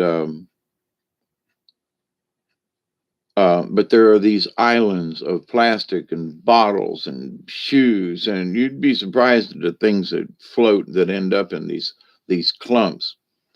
And there'll be a tree that's in a limb or something across the river or sticking out, and all this stuff will get backwashed into it, and the river will flow around it. And in certain places, it will go all the way across the river if there's a limb that's sticking through. And so, especially when the water goes down, but with Lakuchi now is got more of a rock bottom than just sand, like over here at the Oclocney. But got lots of interesting places to go put in. There's some other places too over towards in the panhandle of Florida that I would like to get on as well. So, Doug, if you're serious about you may be fat, but I'm not lazy. Look, I used to be almost 250 pounds. And a lot of my family, was large. And I just decided, no, I'm not carrying around because I'm normally 160, 170 pounds. Growing up, I was 135 to 145 for forever. And then I went to 245. And I looked at myself in the mirror and I said, from 145 to 245 is a child. I'm carrying another human being with me everywhere I go.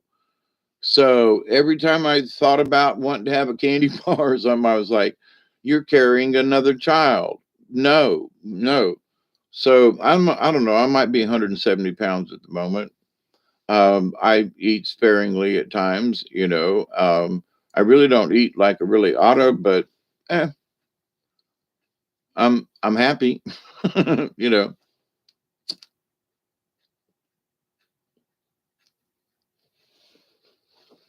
Um,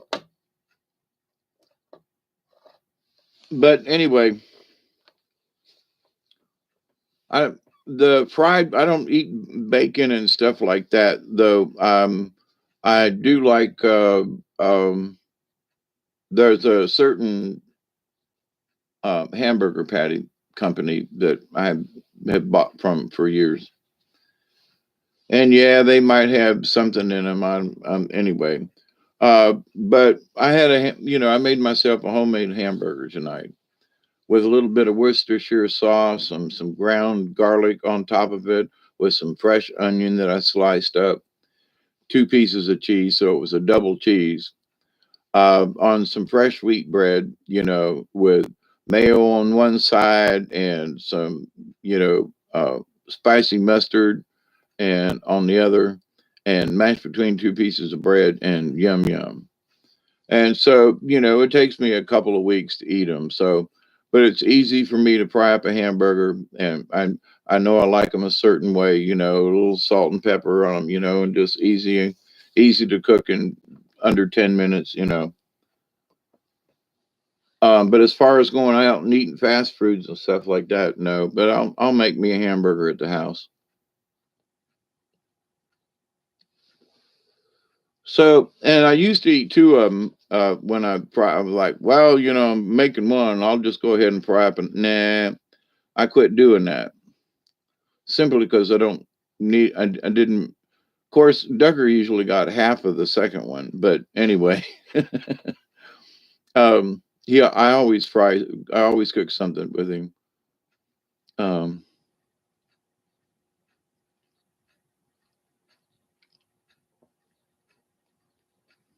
Cherry, was that question for me? How old am I? I'm 68 and a half. For me, that's how old I am. I've lost 87 pounds in 6 months. Good for you, Doug. You can do it. I had pistachio tonight.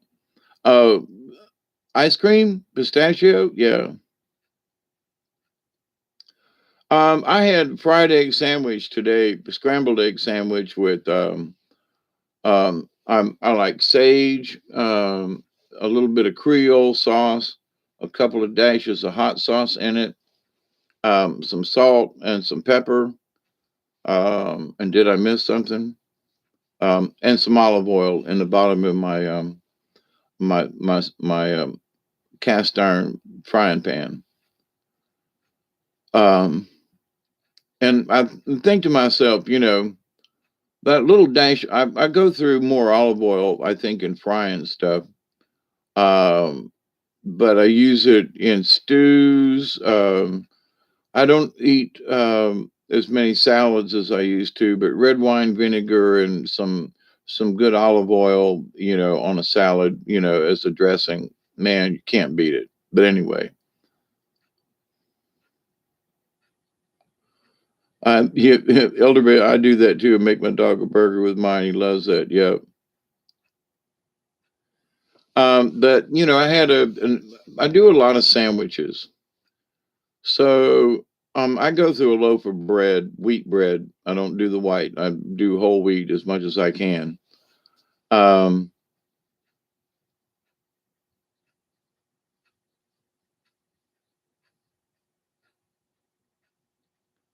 68.5. um, but anyway, I realize that there are things that I'm not as good at, uh, like lifting that kayak. So my intention is to go lift the kayak more, not less. Well, it's getting heavy. It's heavier for me. Yeah, okay. So I'm going to exercise so I can pick it up like I did, 10 years ago or 5 years ago, even. So I'm getting older, but yeah, but there are certain things I still want to be able to lift that kayak, you know. My back hurts like a bitch. It screams and hollers, but I'm picking that son of a bitch up. That's all there is to it.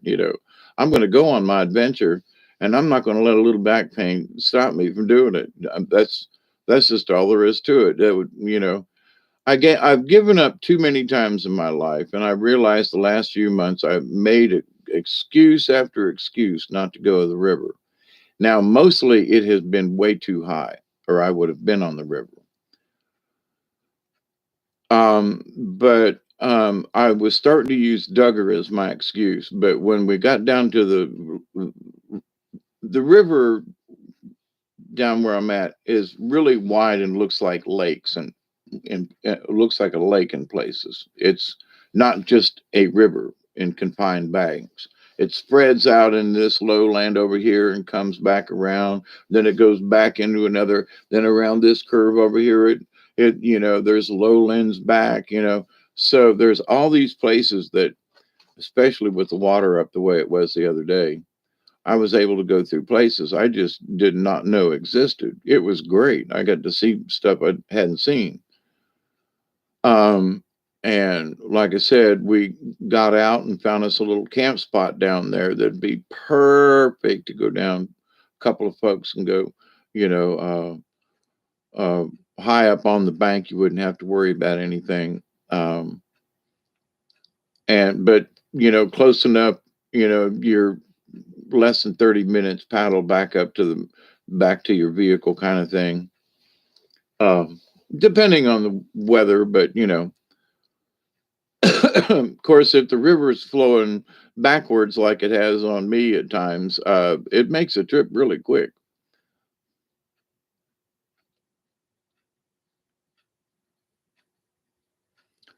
Yeah, just don't give up. figure if I can't walk far distances, but um, I realize that part of my reason I can't walk far distances because I don't walk far distances. I know that sounds stupid.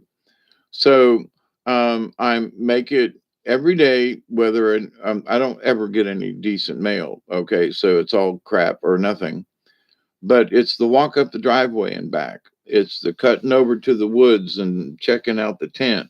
And it's the walking over here and doing what we call a little walkabout, So, and by the end of going up the hill and around over there and back over this way and around, I walked, a good half mile easy. So, and that's not the only time, but I make sure that if I feel like crap, my back hurts, I'm walking up the driveway. And usually by the time I get back, I feel a little better. So, and the fact that, these last couple of months, I was making excuses, for not doing it. Yeah, blah, blah, blah, blah. It's too cold. It's too something. Um, and having chats with you, I'm always having chats with myself and the dog, of course. In that, um,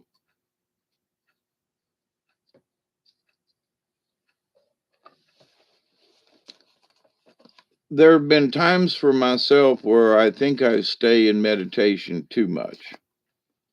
In other words, I'm a space cadet in certain ways, in that I'm not necessarily focused on any one particular thing. There are times when I get my downloads, if you will, and they want me to have conversations with you all about something, or there's a topic that comes up, and I'll spend 2 or 3 days, and it this thing will kind of do its own thing, and little topics will come in, phrases, words, thoughts,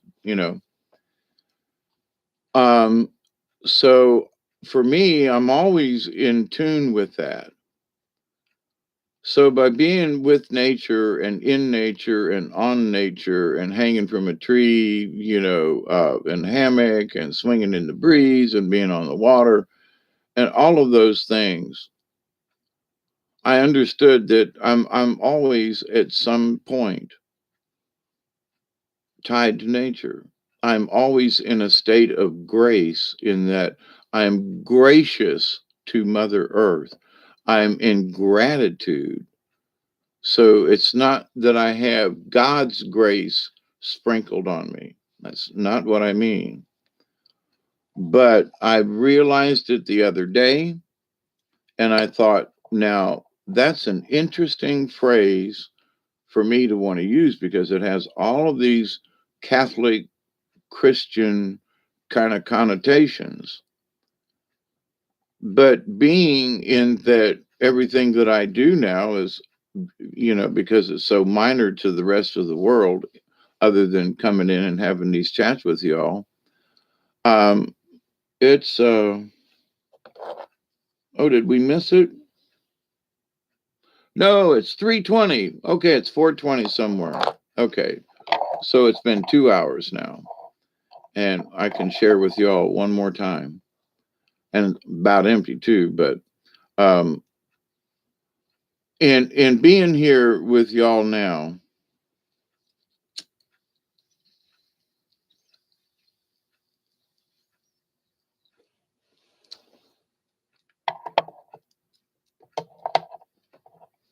I feel that I'm in a state of grace by being with you because grace in the respect of being grateful and gracious. So I am gracious for your friendship, for your support, for yourselves and what you're doing in your own life. I am grateful and gracious to the universe for allowing me to be here and to be able to share in whatever the topic may be. And even though it might be Doug's fault that or Michelle's, I love to pick on y'all. Uh, uh, I love you. But the idea though that And I'm grateful for this too, in that, I'm at 68.5 ish, uh, close enough. That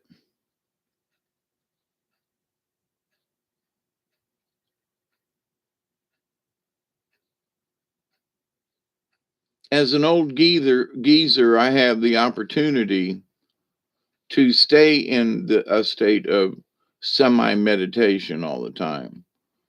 And it's not semi, actually, because I do live in this, as I'm realizing it, I'm living in this state of meditation, because it, day or night, no matter where I'm at, bingo, can get a download, right? Something goes ting and they want me to have a conversation, or whatever.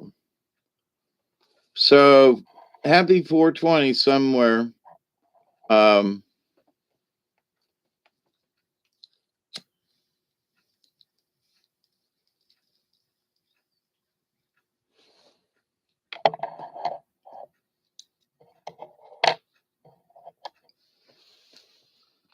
and you all make me aware of this. I have been aware of it, but I've been shirking my duty, if you will. So it's like Doug sending me an email and going, "You gonna be on tonight?" And I'm like, what the hell, why not?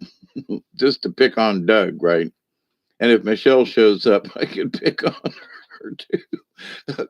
Just because, you know, I'm an old geezer and I have the right to pick on people. But no, but in this state of, and it's not that I'm trying to be in the state of meditation. I'm not trying to be this something else. I just have become it. I just am. Yeah, I'm in the being, in the now. It's the and I stop and realize and go, crap, that's me. you know, you have to sometimes take yourself out of yourself and look back, because sometimes you may be in a state of meditation when, you know the rest of you might say, oh, well, I don't feel like I'm meditating. You might be. And so that's one of the things that, because I've the last, especially this last 3 or 4 years, where I don't travel much anymore. So I'm always in this state of being here at my place, whether I'm cleaning up or making a mess or taking a walk in the woods. I'm in my own state of being here at the house. So I am that hermit in that I don't mind going out. Me and Duggar had a ball going out the other day. He got to play with the kids, with the families that were fishing there, and we interacted with people and went to the store and talked with folks. And, so it wasn't that, um, I shun people and don't want to be around them. I found everybody that pumping gas the other day. I was like, "Hey, how you doing, buddy?" And he was like, "Yeah." And then he started talking. He goes, "You just got off the river?" Yeah, me and the dog. Yeah, well, I was up near Albany on the Kitchafuni Creek, and we kayaked it, yeah, last week. And I was like, "Oh, so here's this guy, don't know, and he's a kayaker too. And wow, blah blah blah blah blah blah blah. And have a nice day. Be safe on the water."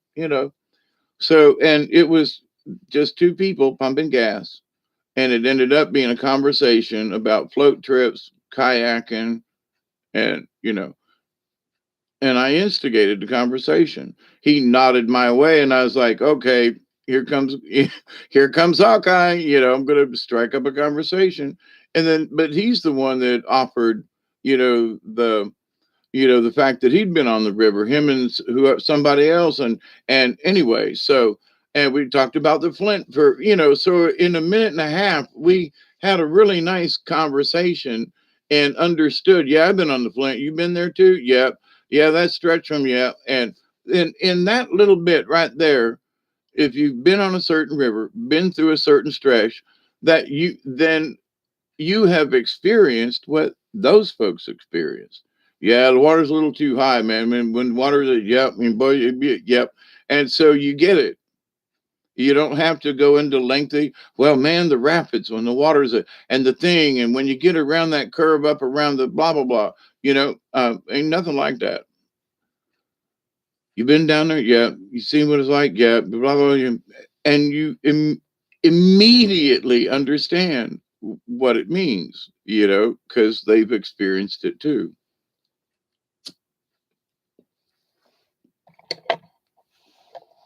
So, stopping at the store, having a chat, looking for an opportunity, just to, you know, not necessarily be a wedge with people, but there are some folks I wouldn't talk to, but then there are those who is like they just seem too shy because he kept eyeing the kayak on top of the truck by my head. So, but I took the initiative, and it ended up being like it was great meeting another kayaker, somebody else that goes on the water. That's just great. So,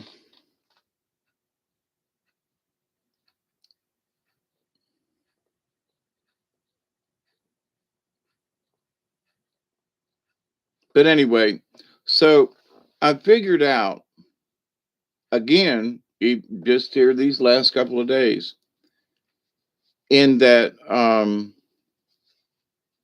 sometimes it's not necessarily about a message. It's about it's about conversation. And so there are times when I think I blab too much, and y'all don't want to hear me talk about shit some more. And then here you go, well, hey, you're going to be on tonight. And I realize that as a community of like-minded beings, the league of like-minded beings, I do feel it necessary that we have a club meeting every once a little bit more frequently than not. So this is like a club meeting. Y'all pay your dues, 420 somewhere.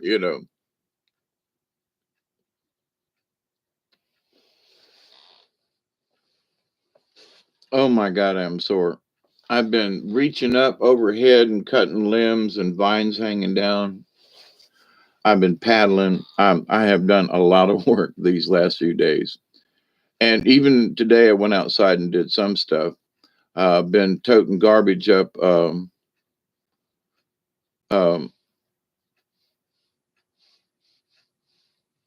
because Tuesday's trash day, and they come about anywhere from 11 to 1.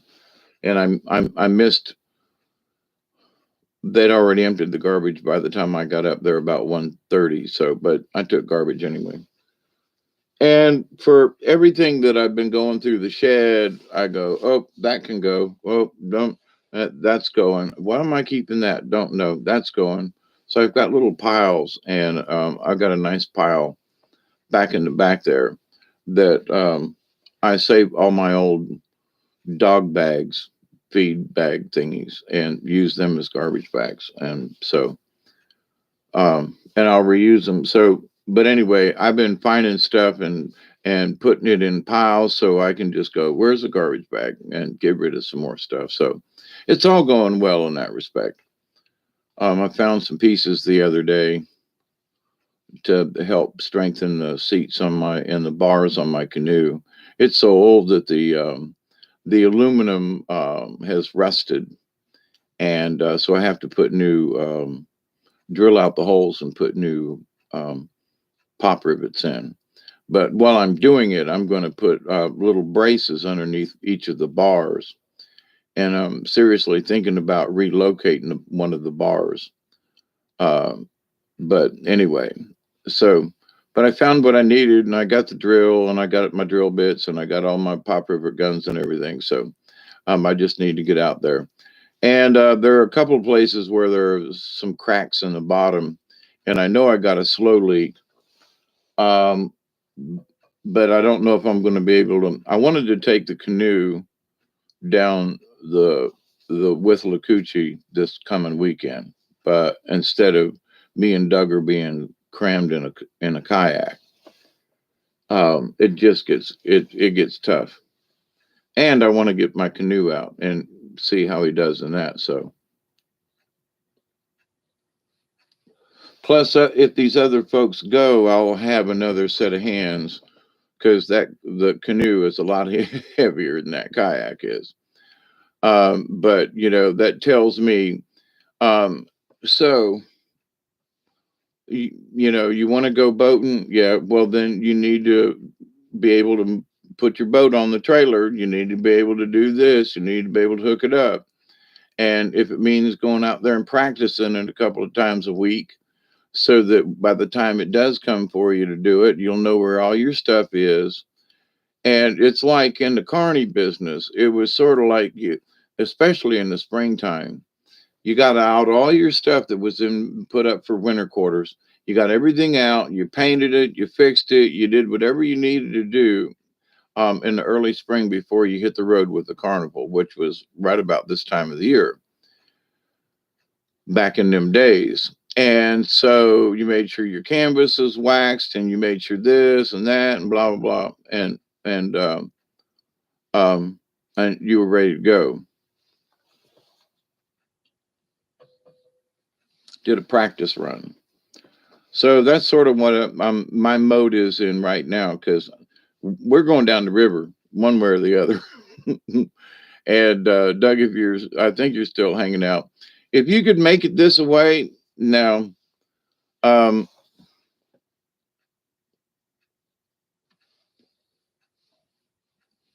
Doug, since you sent me your email, you may have before, and I missed it. But anyway, I will send you the name of this river that's in the Panhandle of Florida, and it's near, kind of, sort of around Crestview, maybe my way a little bit.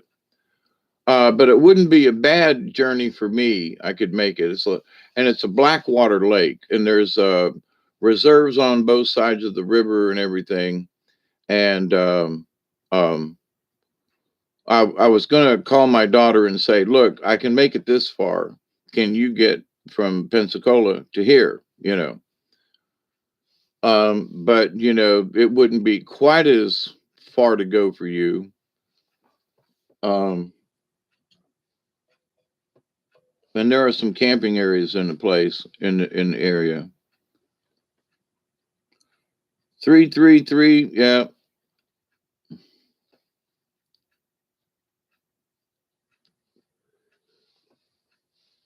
I'm picking on you, David, but it's EDT, Eastern Daylight Time. Georgia is contemplating changing, where we don't change the time anymore.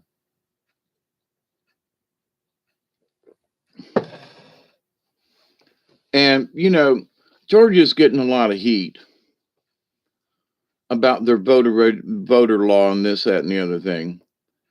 And I think they've gotten a little sticky with some of it, but just to go to some of them folk because they can. Um, the idea of passing out pizza or whatever, or water, to people standing in line to go vote. Now, November around here, it ain't that damn hot. It can be, don't get me wrong.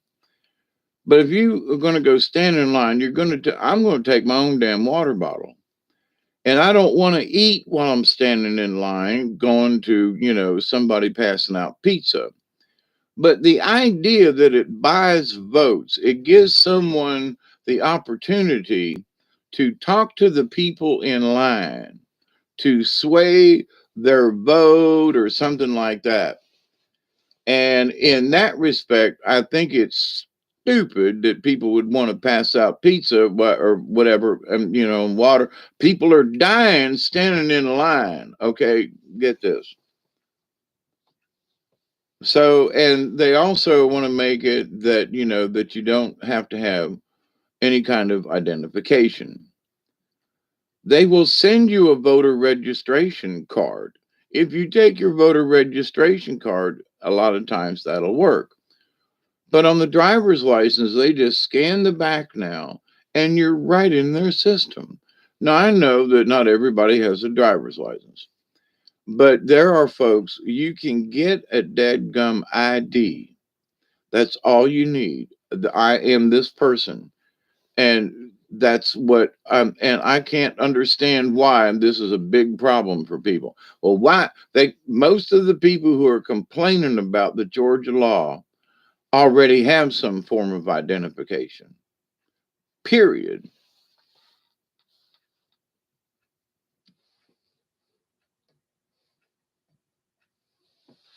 I mean, it used to be you had to have ID to open a checking account. But now with all this online stuff, you just do an app or something and you're off on Chime or whatever, send them some money and they'll sign you up.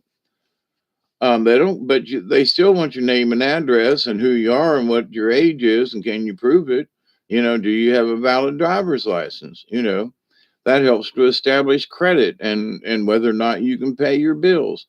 I mean, this is so ridiculous that well, I don't need nothing. I just go vote. No, I'm sorry. Um, it doesn't work that way. It shouldn't work that way. And all these people that are whining, bitching about it, I'm like, okay, shows how ridiculous the theme and the subject is to me. Good night, everyone. I love you too. Have a glorious morning. You too. And I'm fixing to get off of here too. I was just going to get on here because Doug told me to. I'm just going to keep on picking on Doug. But Doug, I'll send you an email with the name of the blessings to you, David. Thank you. Keep up the good work. I'll send you the name of the town and the place and the river and all that kind of stuff. But it's in the Panhandle of Florida. Um, and I think I could make it down there. But anyway, especially if I get this Jeep. But anyway, so good morning, everybody. Good afternoon, good evening, wherever you may be. It has been fun hanging out with you. Thanks for listening to me chatter about, working down in the woods and whatever. But it's nice that we can get together. You be sweet, Amanda. Keep up the good work, Michelle, and everybody. Um, I will continue in my way. And I know I went a long way around talking about the idea of grace, but I understand, I think now that grace isn't something that you get from God. It's something that you understand that it just is. It just comes to you because you do what you do and you do it regularly. So I get up every day, I say my prayers, I send blessings out to the universe. And so am I some holy man? I don't consider myself to be. I consider myself lucky that I can say these prayers every day and keep them in my heart. But I realize also that by being able to do so, it puts me in this other frame of mind. And I think that's what, to me, it's not necessarily being connected to God, but it is being connected to the universe and understanding it all the time and accepting and believing, you know, it boils down to that. Elderberry, good night to you as well. So I continue to pray each and every day, and I really mean it, I do, that each and every one of you will continue to learn to accept and receive the knowledge, the healing, the wisdom, and the many blessings from the universe. I keep getting them. I continue to pray each and every day when I put my 2 feet on the ground that each and every one of you, your friends, your family, all of your relatives, and anyone you may come in contact with will continue to learn how to accept and receive the knowledge, the healing, and the wisdom and blessings from the universe. And in that law of three that just tickles me, I continue to pray that each and every one of you will continue to accept and receive and to share as you're doing. the knowledge, the healing, the wisdom, and the blessings from the universe. Travis, how are you? Amanda, uh, Elderberry, I'm always grateful for you folks. And I'm always grateful for you folks. I'm always grateful for you folks. I am always grateful for you folks. And you always are in my prayers and in my heart. So thank you. Keep up the good work. And I will talk to you soon. Uh, Good night, good morning, and hope you all have a great day as well. So, from South Georgia, we want to say thank you, Bob, for all that you do. Cheers, everybody, of course. We love you. And Ween, that's for Michelle. And for Bob. We thank you, Bob, for letting us have this, and for YouTube and all them good folks. We're grateful for all of the things that are available to us. And continued blessings to all of you in the League of Like-Minded Beings. So from South Georgia, keep it between the ditches, and TTFN. Ta-ta for now, suckers.